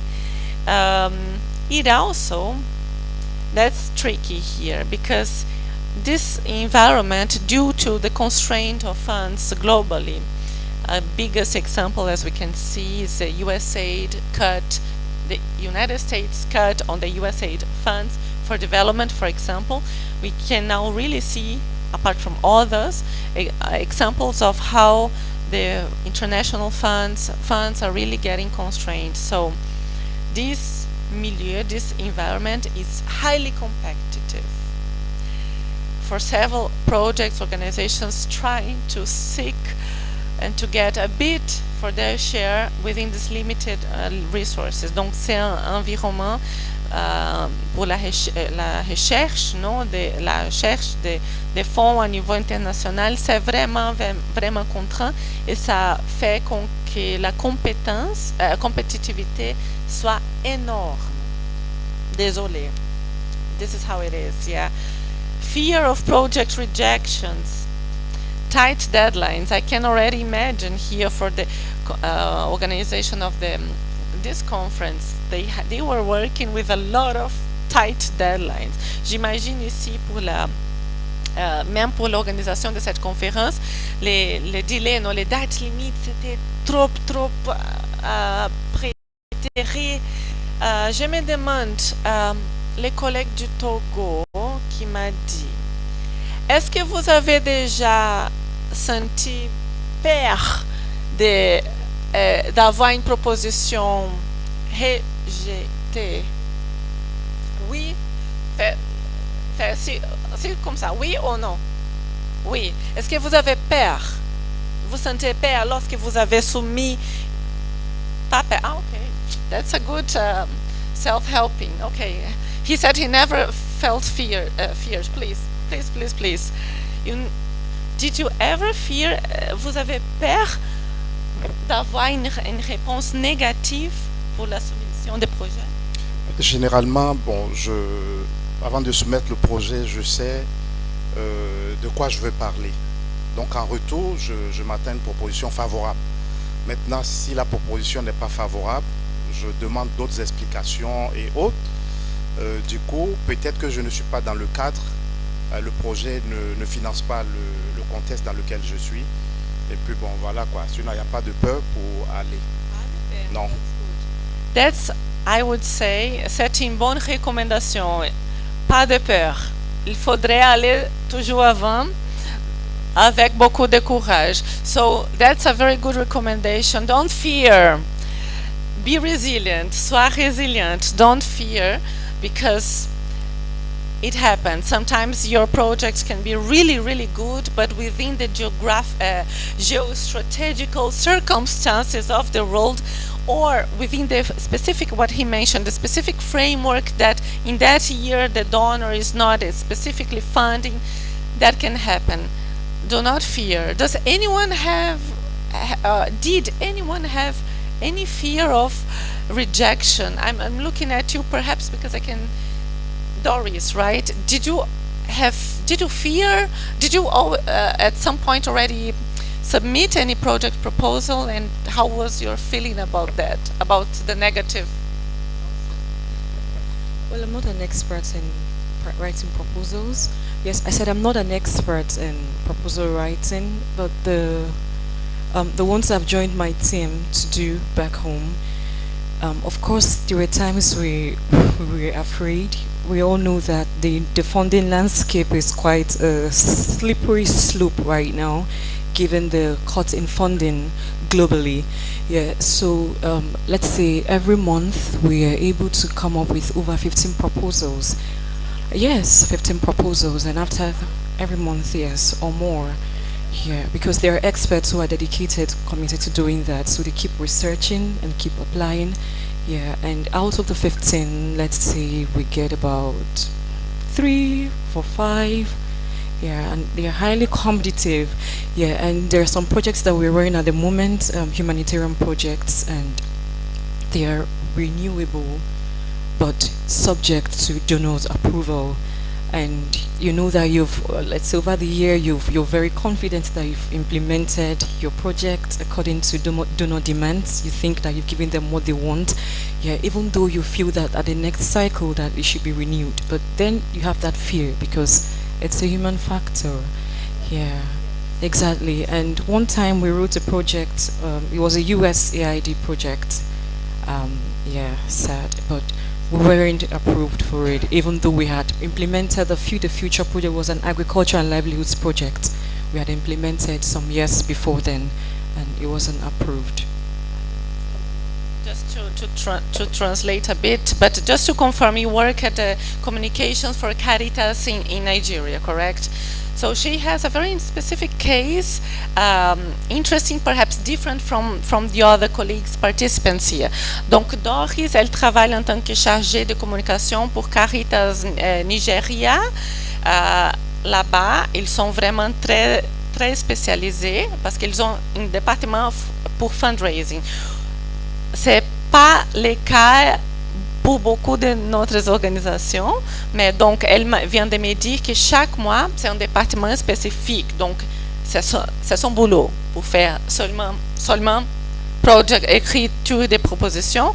Chaque mois il vient avec idée de 15 différents projets et de 15 par mois. Oh mamma mia, mais c'est un cas vraiment spécifique, mais ça nous donne une idée de 15 vers 3 ou 4 projets par mois.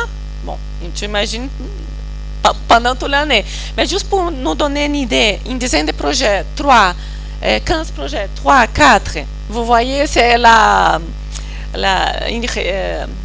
une proportion de 1 pour 3, un tiers, non? 1 pour 3. L'autre chose peut-être que que tu viens de me dire, mais il ne faut pas avoir peur. Parfois ils ont un peu de peur parce que yo voulais continuer, mais bon, c'est partie de l'être humain, non? Do you want to say anything else, or yeah? I will continue because it's quite long, but let's see how far we can go. I really needed to touch base a bit with you. How are the spirits? Je voulais même entendre un peu comment vont les esprits ici, même pour entendre les contextes, que c'est vraiment différent ici entre chacun. So this is perhaps the most universal problem for all proposal writers. Fear, la peur, c'est vraiment le problème universel pour tout le monde, pour nous-mêmes. And that is the tricky issue. We are expected to complete working proposals under very tight deadlines because les dates limites sont toujours serrées. Donc on a les peurs, on fait notre mieux, les dernières push pour soumettre dans les deadlines, dans les dates limites, et après on espère pour le mieux, mais bon, il faut être résilient. It's a bit small, but let's see.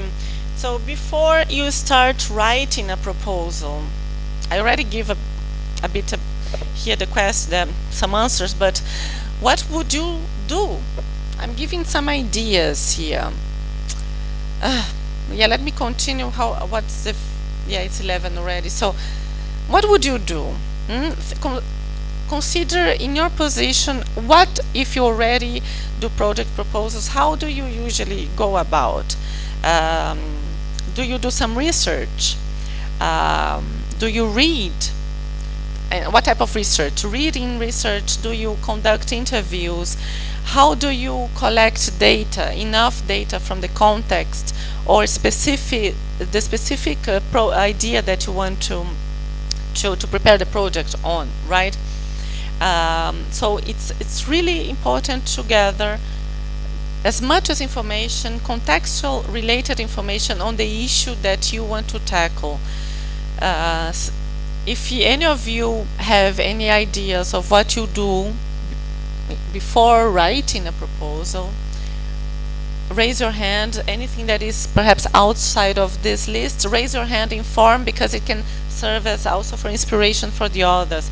Donc avant de commencer à faire une proposition, s'asseoir et écrire la proposition, qu'est-ce qu'il faut faire, non? Qu'est-ce qu'il faut avoir en compte?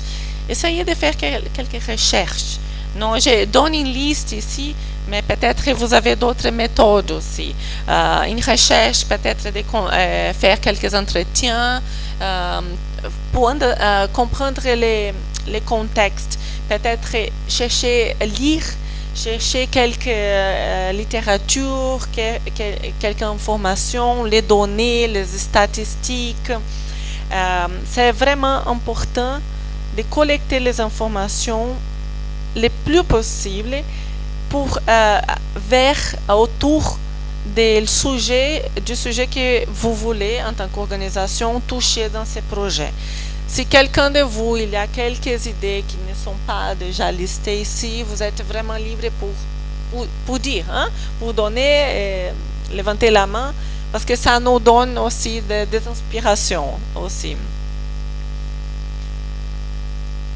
So what do you need to know about the donor? Yes, 8 priorities. There are priorities. Each donors have their own specificities. Sometimes donors, they have like a country strategy paper. Sometimes they do have. You can search for that. Search for their proposal guidelines. They tend to be open and transparent in their websites. Try to download and read carefully, very carefully, and try as well. I don't know, I would ask perhaps I don't know if Doris, since you are not in the Department of Fundraising, but perhaps, or even the colleague of Togo or any other, I don't know if you ever did that, but I strongly recommend you could or should look at the previously funded projects and programs. So I can simply give you an idea. Miserio. It's a church donor based in Germany, Aix-la Chapelle in Aachen. They are very specific. They fund development projects. Full stop. But that's already a whole universe.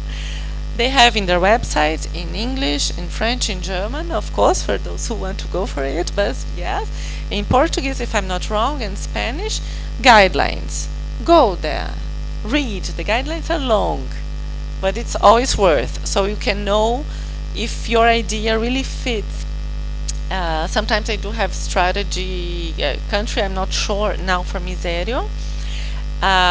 Go for example, if it's Miserio, 70% of their funds come from the German Ministry for Cooperation. That means it's strictly development and taxpayers from German residents. So the type of accountability is much more detailed in terms of when you hold your project into account, when you are accountable, you need to do the reporting. You are doing reporting for the public government at the very end, for the public money. So try to go for the previously funded projects. Just to have an idea. Okay, they were doing on water sanitation and hygiene projects.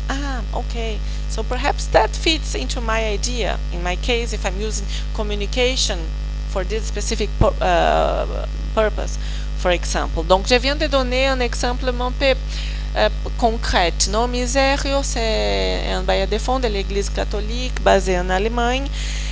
Beaucoup plus de son fonds vient des fonds publics allemands du ministère de Développement et Coopération. Donc, ils sont vraiment spécifiques. Les lignes directrices, il faudrait aller, comme exemple, mais pour tous les bailleurs de fonds, ça s'applique. Il faudrait aller vers les guides spécifiques et essayer de chercher quelques projets dans le passé ont été financés, juste pour te donner une idée. Ok, c'était sur sanitation, habitation, par exemple, ou hygiène, ou des enfants spécifiquement. Donc ça pourrait être quelque chose pareil de ce que je vais faire, par exemple. This is just, some key words to have in mind. Be clear, concise, comprehensive as much as you can. You don't need to write a PhD thesis for that, but comprehensive and compelling. I would say here convincing. Donc il faudrait être clair, concise, direct, mais en même temps essayez d'être un peu compréhensive, peut-être, dans ce cas, c'est comprehensive en anglais, so, c'est un peu approfondi. C'est pas seulement être superficiel. Donc, nous en tant que praticiens journalistes, c'est l'effort qu'on fait toujours d'être concise, clair et un peu approfondi dès que possible. C'est pareil pour un projet de proposition. Et compelling, ça veut dire convaincant, non? Convincing, convaincant, non? So, clear to describe, décrivez votre projet, describe, être intelligible, donc soit compréhensible même pour qu'un autre qui ne connaît pas vraiment votre contexte de travail, imaginez que la personne qu'on ne connaît pas, que c'est de l'autre côté de l'ordinateur qui va lire votre proposition, que cette personne a une charge de travail énorme. Donc, cette personne l'officer va regarder très vite votre idée, une première regarde, va regarder les titres, qui va faire, ou parfois c'est les notes conceptuelles, ou sinon l'objectif général. Pas. Ah, ok. Ça fait partie de notre ligne directrice. Super. Les montants. Oh, si les montants c'est énorme, c'est déjà laissé de côté, et l'officer qui a beaucoup de projets dans sa table va laisser de côté pour les prochains. Ah, c'est Togo. Oh, intéressant, c'est clair, objectif, les montants, ça fait partie de ce qu'on peut financer. Super, je laisse ici devant mon priorité. De l'autre pays, ah, montant énorme, 5 000 euros. Oh non, c'est pas possible. Je laisse de côté. I gave just one example, but consider, this is an illustration example. Consider that the person on the other side, the officer from the donor, working in his computer in a winter, perhaps snowy outside, very far away from your specific context, this officer might not be very knowledgeable of your case, will first have a look at your 20-30 page proposal. Title, who is doing, what is the first objective, the goal, the main goal, okay, where, who, budget, how much, if it's within our possibilities, I keep it as priority. If I give just an hypothetical example, our colleague from Togo, he offers this, montant is, the amount is great, title appealing, project goal good, I know who is doing, I keep it as a priority.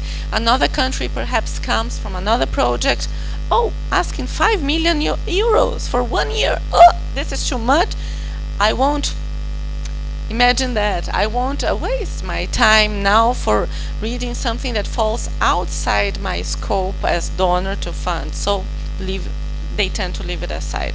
So, no, this is being clear, la clarité, c'est ça que veut dire clarité, concision as well, don't leave unnecessary background. Let me follow the time here. Yes, don't leave unnecessary background just to fill in pages. No, go straight to the point.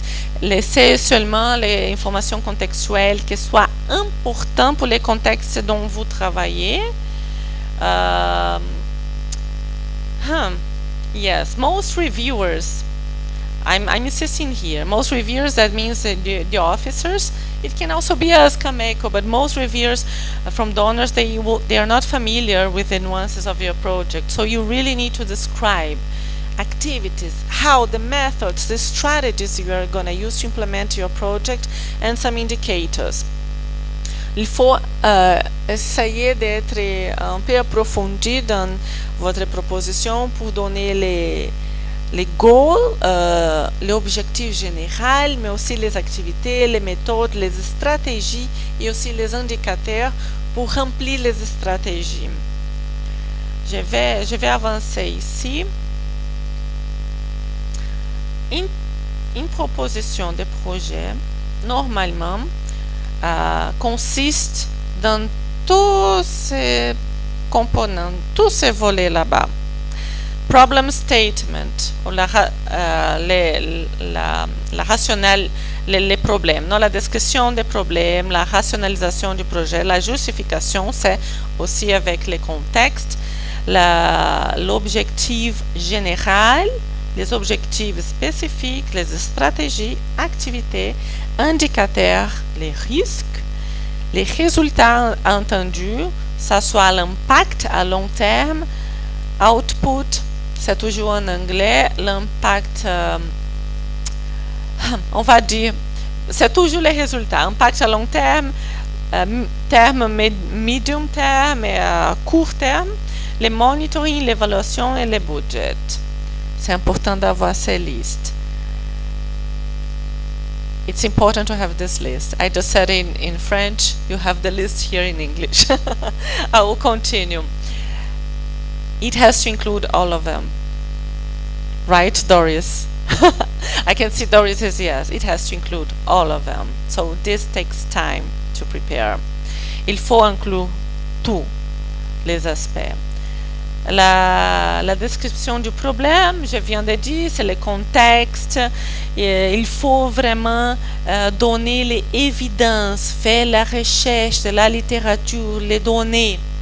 Donc, on vient déjà de parler un peu sur ça. We already talked about that, the contextual information. Problem statement is a brief analysis and summary of the problem. It has to be precise, all the C's that I mentioned. You can inform country, region, you can offer details of the area, sometimes development, human inequality information. It really depends on the project idea. Donc, je donne quelques idées ici pour écrire dans la contextualisation et la problématisation. Les données du pays, de la région, les indices d'inégalité humaine, de développement, ça dépend vraiment de ce que vous voulez faire, non, dans votre projet. Pourquoi les problèmes ne viennent pas isolés. Il faut être dans un milieu de cause-effet de différents facteurs. Il faut aussi pourquoi. Il faut aussi justifier pourquoi votre organisation, votre association, votre diocèse, vous avez la capacité de vraiment implémenter ou toucher vers ce sujet et d'implémenter ce projet. Il faudrait justifier ici. You need to justify why your organization, your association, your diocese, you have the know-how, the expertise. So, for example, if you go to Kindermissionswerk, it's a German church donor for children, specific children projects, and you ask, we want to do a project proposal, campaigning on children, on this, you need to explain why you were the best project holder who could do that. Have you ever done any other project or worked with children in the past? Ask yourself. If you have so, include there. If you have not done so, but you still want to do a project like this, so you can even mention, I'm partnering with an organization who has extensive expertise in doing no harm with children, for example.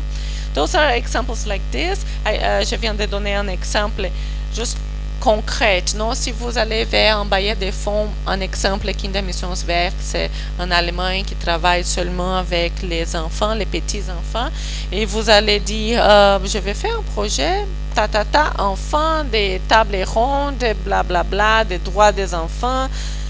Est-ce que vous avez déjà fait quelque chose pareil? Est-ce que vous avez la crédibilité? Pourquoi vous et pas une autre organisation? Pourquoi votre organisation est la meilleure pour implémenter ces projets? Si vous avez déjà fait d'autres expériences, parfait, il faudrait décrire et faire une liste, non, pour justifier. Sinon, il faudrait justifier pourquoi ça serait la première fois, par exemple. Et une recommandation ici, c'est de travailler en collaboration avec des autres partenaires ou associations qui ont déjà la crédibilité. Pour toucher ces petits exemples, non? Project Goal, les projets, les objectifs généraux, c'est à haut niveau, long terme. C'est différent des projets des objectifs spécifiques qui sont pour adresser votre projet spécifique. Normalement, pour chaque goal, pour chaque projet objectif global, il y a seulement un. Pour chaque projet, il y a seulement un projet objectif global. Normalement. I'll give you an example here. Providing pour donner les hébergements, logements, pour donner les logements. Help me with that, because I still. Do we have another microphone? Can you help me with that? Donc, il s'agit d'un projet de relogement de personnes affectées par un tremblement de terre. This is one example. Oh, okay, better. Yes. If you can help me just translate what is. So yes, better. So we make it faster because otherwise, for me to really, shift my mind. So providing housing. This is an example. Providing housing facilities to earthquake-affected victims. This is not a project goal. This is an object. This cannot be a project goal long term, but an objective. We need to, I know we won't have much time to clarify much the differences, but let's go for another one. Give me, please, the other. Can you read, please? Reducing the impact. Réduire l'impact des catastrophes naturelles sur les communautés habitant la région Hilly. Montagneuse. Okay. Montagneuse. Wait. So, reducing the impact of a natural disaster over communities belonging to that specific region that is very hilly, blah, blah, blah, very context. This can be a project goal as you are contributing to the problem in addition to the efforts. Okay, let's try in a nutshell, because I'm having a bit of a difficult to translate goal into French, because goal can be also objective, but we also have objectives. But I'll make it in English, and let's see if you can help me with that. A project goal is the general high-level long-term. A project cannot achieve the entire goal on its own. But let me go here a bit more. But it, how can I say? But it supports the So yes. Let's see. I try to make it faster, but so a project cannot achieve the entire goal on its own. For example, I want to achieve peace in this country. Only your specific radio station will not do that, but you are part of a concerted effort to achieve that specific goal. Si tu peux m'aider, Martine, parce que comment est-ce qu'on pourrait traduire les goals dans ces cas, que c'est à long terme? Non, si je comprends ce que Fabiola est en train de dire, c'est que il faut pas aller dans la généralité. Non, donc il faut commencer un peu la généralité avant d'être spécifique. Donc, un exemple, c'est un peu compliqué, je vois, mais peut-être j'ai d'autres. Par exemple, on veut avec notre table ronde sur cohésion sociale, very spécifique dans notre radio X, dans les régions Z. Dans les pays, on veut donner notre contribution pour les efforts coordonnés vers la paix. Donc, il y a une aspiration à long terme, mais que vous savez que seulement votre table ronde ne sera pas suffisant pour accomplir la paix, mais ça serait partie d'un effort concerté pour atteindre la paix. C'est un exemple peut-être comme ça, c'est vraiment simplifié. Mais you help me, let's see if we can make, by the end of the day, a translation for goal. So, there is the difference between the goal. Il y a une différence ici entre the objectives of the project, because now the objectives of the projects, they are concrete. You need to be able to be specific, you need to be able to measure, to achieve. You're not necessarily achieving the piece that you're aiming, but you're helping with all the concerted efforts to get there. But what your project objective is your, let's say, small contribution towards this bigger aim. So you need to be relevant and to be time connected. Donc pour les projets, les objectifs, je vais rester toujours avec goal en anglais pour faire la différence. Les goals et les objectifs vraiment de ton projet doivent être dans ces cas spécifiques. Il faut être capable de mesurer, d'attendre d'être relevant dans votre contexte spécifique. Après les projets, les objectifs des projets, il y a les sub-objectifs. Les projets, c'est les sub-objectifs. Donc, c'est comme une échelle. Non? Ça commence grand et va petit à petit. Et dans ces projets super spécifiques, donc, vous pourrez être logique et créer les indicateurs. So, I'm moving from goal to project goal that you alone in your project you're not achieving, but you aim at contributing with concerted efforts. From goal, you have a project objective. If it's for more 1, 2, or 3 years, you can have 2 or 3 objectives. And from project objective, you can have sub-objectives or specific objectives. So I'm trying to break down it like in a ladder. Let's see. So, reflect, consider when you go for this process of developing a project.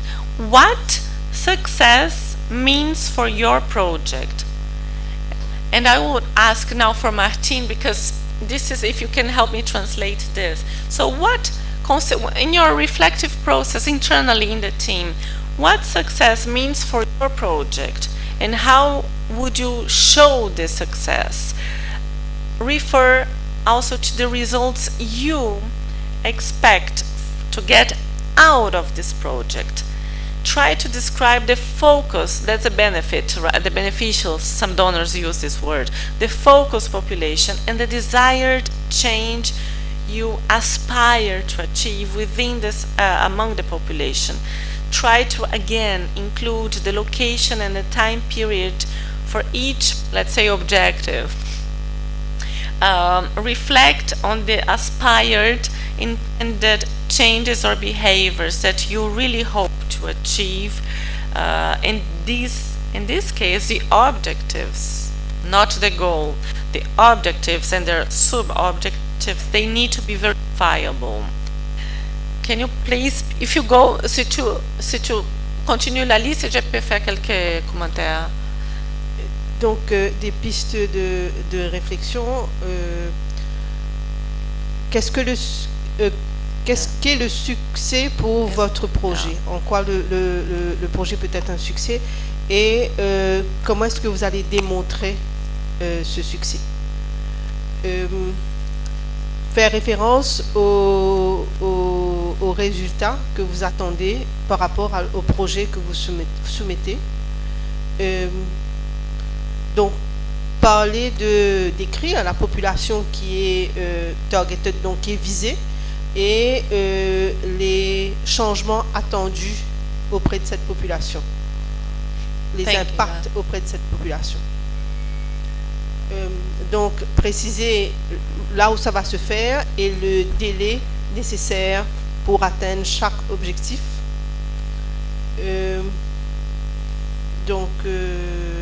Non, oui, c'est bon, parce que chaque objectif, je vais rester toujours avec les mots en anglais. Goal, c'est à long terme, énorme.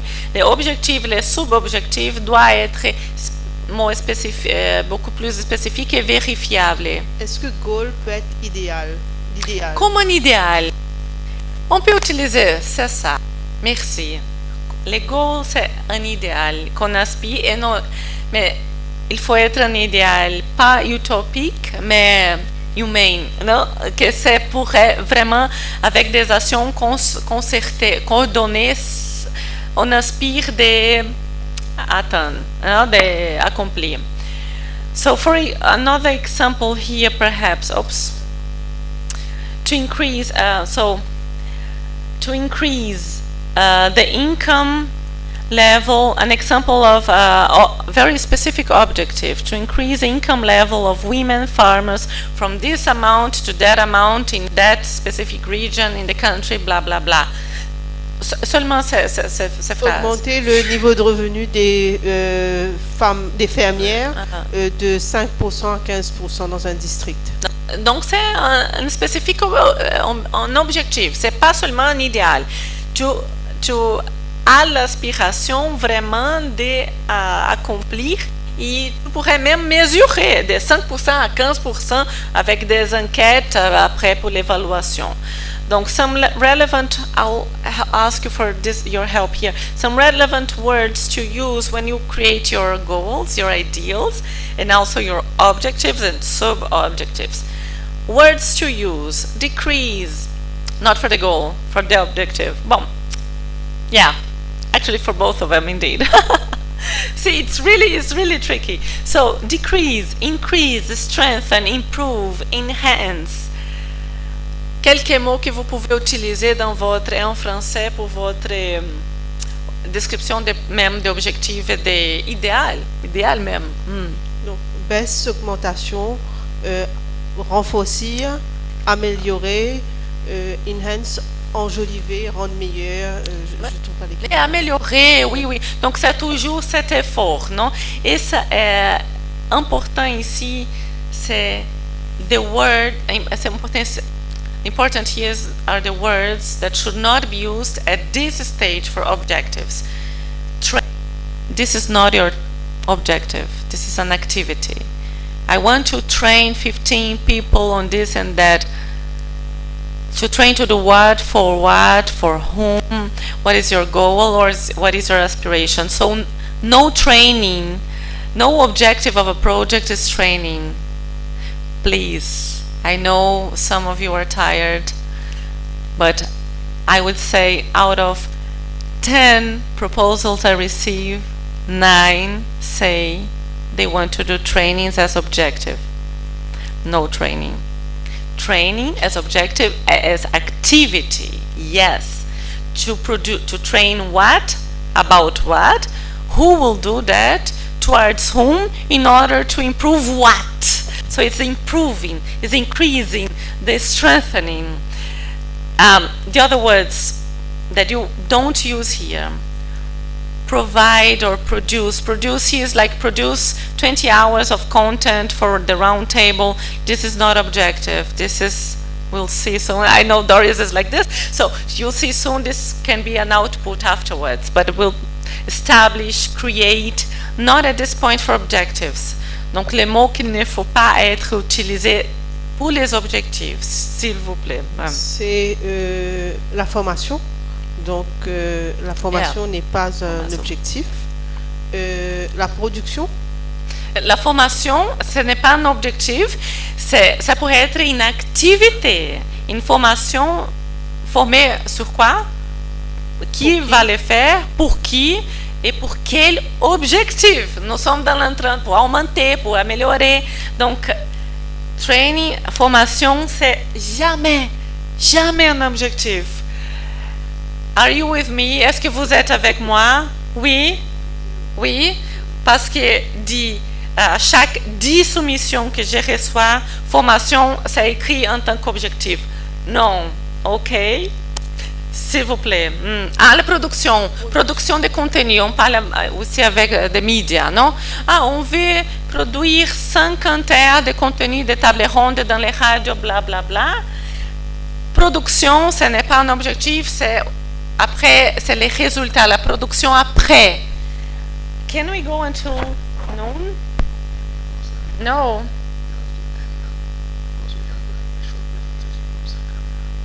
We have a short presentation.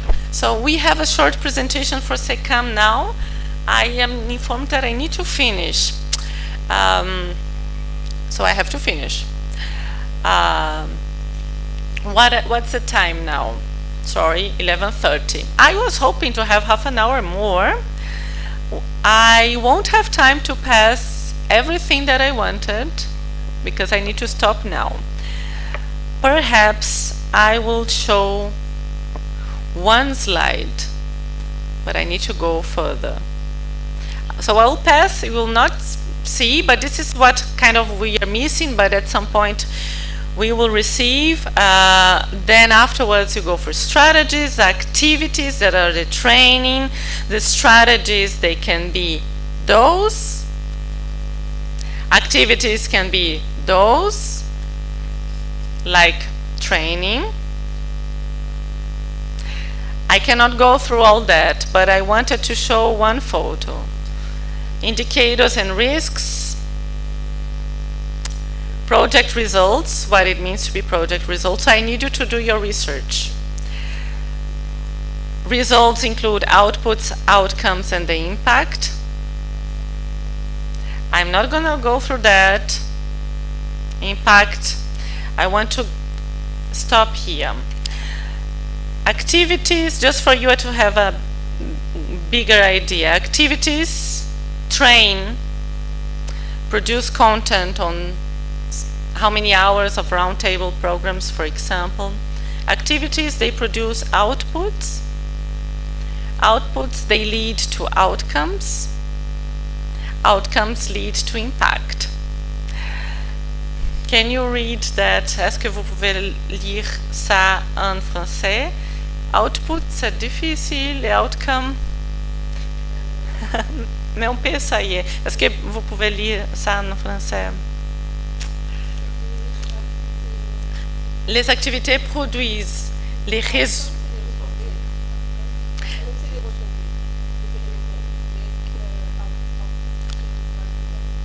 Oui. Output et outcome, même en français, parfois les bailleurs de fonds utilisent les mêmes en anglais. Donc, output et outcome sont partie du résultat. Activité produit les produits immédiats, les résultats immédiats. Ces résultats immédiats deviennent les résultats à medium terme. Et l'impact, que c'est l'idéal de la paix, c'est l'idéal et c'est pas tangible. L'impact, c'est dans 10 années, 20 années. Donc, un exemple vraiment concret ici. Notre action, ça pourrait être concrète, je vais après le traduire en anglais. Notre activité, on va réunir 10 enfants pour planter les arbres. C'est activité. Les produits, les arbres, 10 arbres. Les outcomes, les résultats à medium terme, moyen terme, merci. C'est les arbres vont agrandir, les enfants vont savoir que les arbres sont bons pour l'air, pour la respiration, et l'impact dans 10, 20 ans, les petits arbres sera énorme, sera un baobab. Et le baobab va améliorer la biodiversité, va les changements climatiques, bla bla bla. L'impact, il y a 20 ans que ton petit projet est déjà fini. Donc, si vous pouvez avoir cette idée de longue durée, So I gave a very specific example, and I hope you can keep this in mind as a takeaway message. As very concrete activities, I get a group of 10 kids. This is my project. 10 kids to plant 10 trees. The outputs, the direct result, are the 10 trees. The outcomes, boom. I know that the trees, as a children, they will know the trees will grow, and they can speak about that to their communities and to say, look how important, because the air is good, blah, blah, blah. The impact, it's unintended. You aspire, in 20 years, this little tree will become a baobab and will support the biodiversity, will refrain the climate change. This is an impact that your very little small project cannot predict. You can assume and hope for the best, something like this. But just to make a big idea, I cannot show the rest to you. Monitoring and evaluation, what it means. Budget. I have a lot of problems with budget when people come to me, and this should be taken care with a lot of care, with a lot of detail. Donc il faudrait être toujours avoir toujours en compte la façon de faire les budgets. Et il ne faut pas négliger. Budget, c'est après les objectifs, résultats, Les budgets, c'est le moment de mettre, de monétiser les montants. Et la deuxième chose que les bailleurs de fonds vont lire, c'est le titre, l'organisation, les goals, un peu l'objectif, et le budget. Peut-être le budget, c'est la dernière chose que vous allez faire, mais c'est la deuxième chose que les bailleurs de fonds vont regarder. So, this is very important. I cannot speak about it now. I don't know, you tell me how we can make this share, the circulation. We can prepare a webinar afterwards, like an info session, if you have the possibility to connect online. So, what does the donor look for? The donor look for every penny that is spent with their money in order to produce impact of your project. Can you help me with this translation, the last sentence? Donors look at every single coin. Donc les donneurs sont vigilants au moindre sou qu'ils donnent. Oui, every single coin they give to generate the impact of your project. D'accord. Donc les donneurs sont très vigilants par rapport à l'argent qu'ils donnent et des résultats qui découleront de ce financement. Mais très vigilant. Très vigilant. Très. C'est les coins, les commas, ça dépend. Si c'est taxpayers, public money, c'est les commas. And the reporting requires time. Faire les reporting après, peut-être Doris ne fait pas, mais son département de Caritas fait son boulot vraiment, parce que make the reporting afterwards. So transparency, I would say, I need to finish now. Stephen is looking at me, my goodness. So transparency, I guess, it's also important. You need to convince the donor. Il faut convaincre les bailleurs de fonds que vous êtes transparent, que dans les budgets aussi. Il ne faut pas agrandir les montants, juste pour avoir un peu plus, parce que les bailleurs de fonds sauront. Try not to inflate your budget, because the donor, they will know. Believe me, they will know. I am passing all that. What does the donor look? How can I start developing a project budget? So we can perhaps imagine doing an info session afterwards, because this is all information that I deal on a daily basis. How to stress local contribution. And the last image, I don't know if you can see that. This is in months, 18 months to prepare a full project proposal. It depends, of course. If it's small, if it's for a year, 2 years, 3 years, but just for you to have an idea about the cycle and how long it can take. So this is it. Get my email, please. By WhatsApp, you can only share with me the photos we took together and recall me. I am from this organization, from that place we met in Ucap. We continue the conversation through email. Donc, j'attends votre courriel par écrit. WhatsApp, seulement les photos partagées, quelque chose petit, parce que c'est par email que les propositions de projets sont réalisées. Désolée, je pourrais être ici pendant toute la semaine pour parler de projets. Donc, je sais, on peut envisager peut-être une session, info-session, webinar après en ligne peut-être. And Thank you, thank you, thank you, thank you. I need to do publicity. Thank you. Come here. Our sister Fabiola is still around. Please do not hesitate to approach her if you need more information, more insight into her presentation. And Thank you. While we are presenting, I'll leave some leaflets and information from Cameco here. Je laisse quelques informations ici, c'est en anglais, mais dans notre site web, c'est aussi en français sur Cameco. Okay, that's a bit of publicity. Now I'm done. Yeah, thank you. Please, can somebody get me Mama Victoria from the back quickly?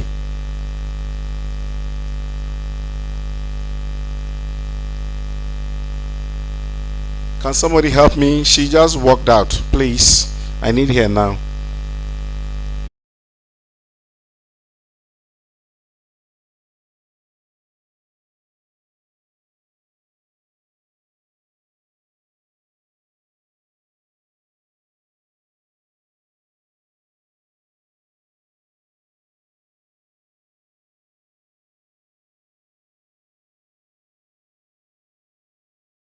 I would love to hear ideas of projects, if you have burning ideas. Je voulais même, j'aimerais jusqu'à la fin de la semaine écouter votre idées de projets, si vous avez. J'aimerais ici de continuer, pour que chacun pourrait échanger, mais on peut faire peut-être demain. On aura 3 heures, 4 heures dans le bus. We'll have 3-4 hours in the bus trip, so we can exchange project ideas. For everyone to touch base, what is Togo thinking, what is Chad doing. On pourrait essayer quelque chose comme ça, un peu interactive, a bit of interactive. Merci. Please, we are waiting for Mama Victoria. She have a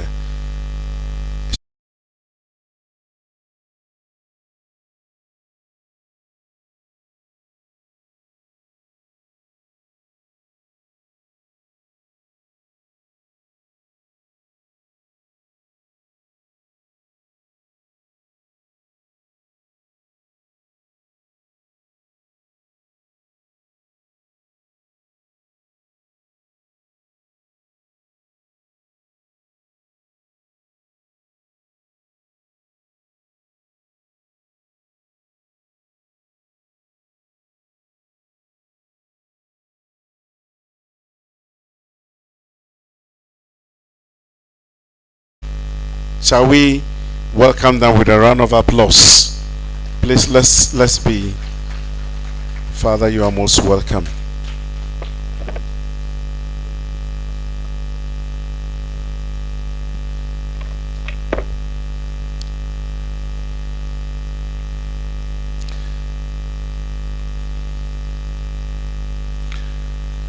I say once again, good morning to you all, friends. I am very sorry to have come back again to barge into your programs. It wasn't scheduled, but I felt it was important that I do that. I just came to remind us about what we already know from our various parts of our continent. You already know the situation as it is. I'm only coming back to bring to your consciousness as you do the work of communication and information sharing. I would like us to look at our own particular environment. If you're coming from Zambia, or you're coming from Ivory Coast, or you're coming from Senegal, or from Nigeria, or from Malawi, wherever you are coming from, you have to have pity for this continent. Je reviens, après ma présence à la seconde ouverture, je reviens pour qu'on échange un peu sur les échanges d'informations sur notre continent, spécialement, par exemple, si nous sommes de n'importe quel pays du continent ou des îles adjacentes, nous pouvons avoir un regard sur notre continent. Parfois, on peut avoir pitié, on peut avoir des ressentiments sur notre environnement et nos populations. So, if you have that understanding, it will then also shape your communication strategies and abilities. No part of our continent has a wonderful news to share. Whichever angle you look at, there is poverty, there is exploitation, there is conflict. Un peu partout sur le continent, si vous observez bien, vous verrez que il n'y a pas souvent de bonnes nouvelles qui nous arrivent, qui nous parviennent de ces différentes régions. Il y a toujours des situations de crise, de pauvreté, de crise sociopolitique, etc., et de différentes formes. And it brings you also to some conflict as communicators. What do you say? To whom do you say that? Look at the volume of debt in African countries in a day. Who talks about it? Who spends time to talk about it? Et en tant que communicateur catholique, comme nous observons ces informations, qu'est-ce que nous en disons? Comment est-ce que nous rapportons ou nous racontons ces histoires? Et que disons-nous et comment le disons-nous? The world attention is in Ukraine, is in Gaza. Who talks about the killings in parts of Africa? L'attention est parfois tournée vers des régions comme l'Ukraine, comme Gaza, etc. Mais qui parle de nos difficultés, de nos crises, des gens qui décèdent, qui sont tués dans nos continents, en Ouganda, au Nigeria et ailleurs. In my country, Nigeria, we have a minimum of 20-30 deaths every day. Minimum. Dans mon pays, le Nigeria, nous avons un minimum de 20 à 30 décès par minimum. Minimum. Who is causing those deaths? Qui cause ces décès? Here in Ghana, 2 days, 3 days ago, a helicopter crash. Why? Il y a eu Technical error? Il y a eu quelques jours ici. Weather? What is it? Il y a eu un crash d'hélicoptère. Qu'est-ce qui a été à la cause? Une erreur technique ou quoi? Qu'est-ce qui en est la cause? Est-ce que nous posons des questions par rapport à ces situations? Africa is at a crossroad, and Catholic communicators should be aware of this. We are being invaded by multilateral companies. L'Afrique est comme la croisée des chemins, et en tant que communicateur catholique, nous y sommes et nous devons apporter notre contribution. The resources in Africa have been plundered illegally, and nobody talks about it. Les ressources naturelles en Afrique sont exploitées et souvent très illégalement. Mais en parlons-nous ou en parlons-nous assez? And Europe, America, the developed world are helping Africa. But how much of African resources leave African soil illegally in a year? In Ghana, in Nigeria? Les autres continents estiment nous aider en Afrique, mais combien de ressources de nos pays quittent le continent pour ailleurs, dans ces pays qui prétendent nous aider? Today, we have all been inundated with GMOs and other companies. Food security, food sovereignty in Africa, where farmers have no more rights over the seeds they have traditionally. And whoever determines your food systems determines your life. Parle des systèmes sécuritaires alimentaires qui ne sont pas souvent assez régulés pour que chacun puisse avoir à sa nourriture quotidienne. Pesticides in Africa. Who imports them? Qui les importe? Even once banned in Europe, we find a way in Africa. Qui sont fabriqués en Europe, mais is there any standard control? Who is behind this cartel? Qui sont derrière ces sociétés, ces multinationales qui produisent, qui ne distribuent pas ces produits chez eux, mais qui les envoient en Afrique? Maybe a part of why we are quiet is that a good number of us may not know what is going on. Le fait que peut-être nous sommes silencieux ou on n'en parle pas assez, c'est parce que peut-être parmi nous, au fond, peu peut-être sont au courant de qui est derrière ces productions et ces distributions. But I hope and I feel that Catholic communicators should have information and knowledge. Et j'espère que les journalistes catholiques devraient avoir donc plus d'informations, plus de connaissances sur ces situations.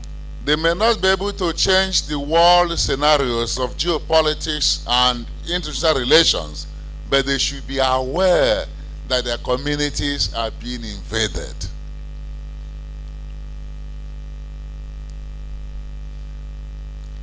And so, that is why I've come. The church in Africa, what are we then doing? The church in Africa is only raising her voice to order people of goodwill across the world. C'est pour ces questions et pour voir qu'est-ce que l'Église fait dans ce sens que je suis revenu pour vous en parler. Et l'Église en Afrique fait déjà assez en prenant la parole, en faisant des déclarations, en faisant du plaidoyer, etc. Et nous devons supporter ces plaidoyers, toutes ces activités que l'Église en Afrique fait pour pouvoir soutenir les populations et aider au développement humain intégral.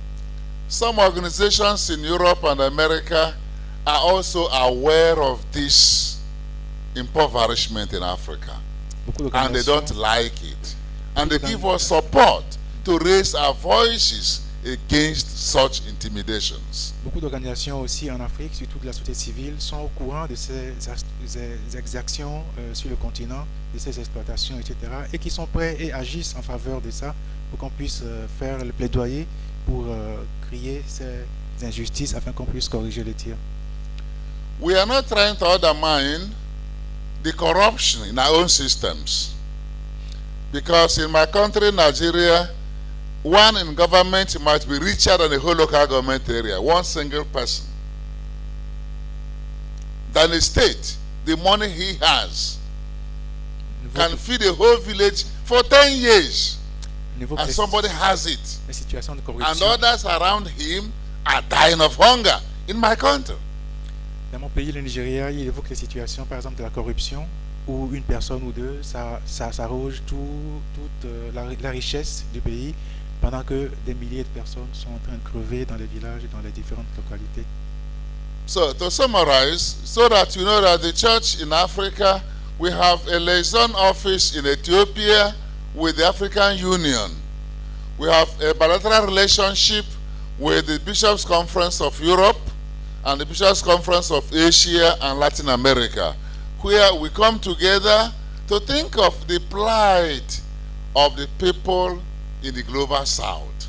Pour être bref et résumé, j'évoque juste que le SHEAM, les évêques d'Afrique, donc la structure qui coordonne les évêques d'Afrique, a une liaison ou un bureau de liaison à l'Union africaine, en Addis Abeba, qui travaille dans le cadre de plaidoyer pour relever la voix de l'Église dans cette structure sociopolitique.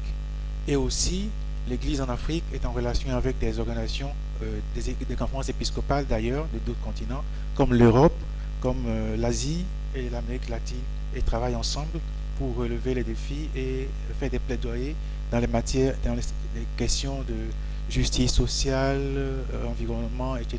Et des projets sont en cours.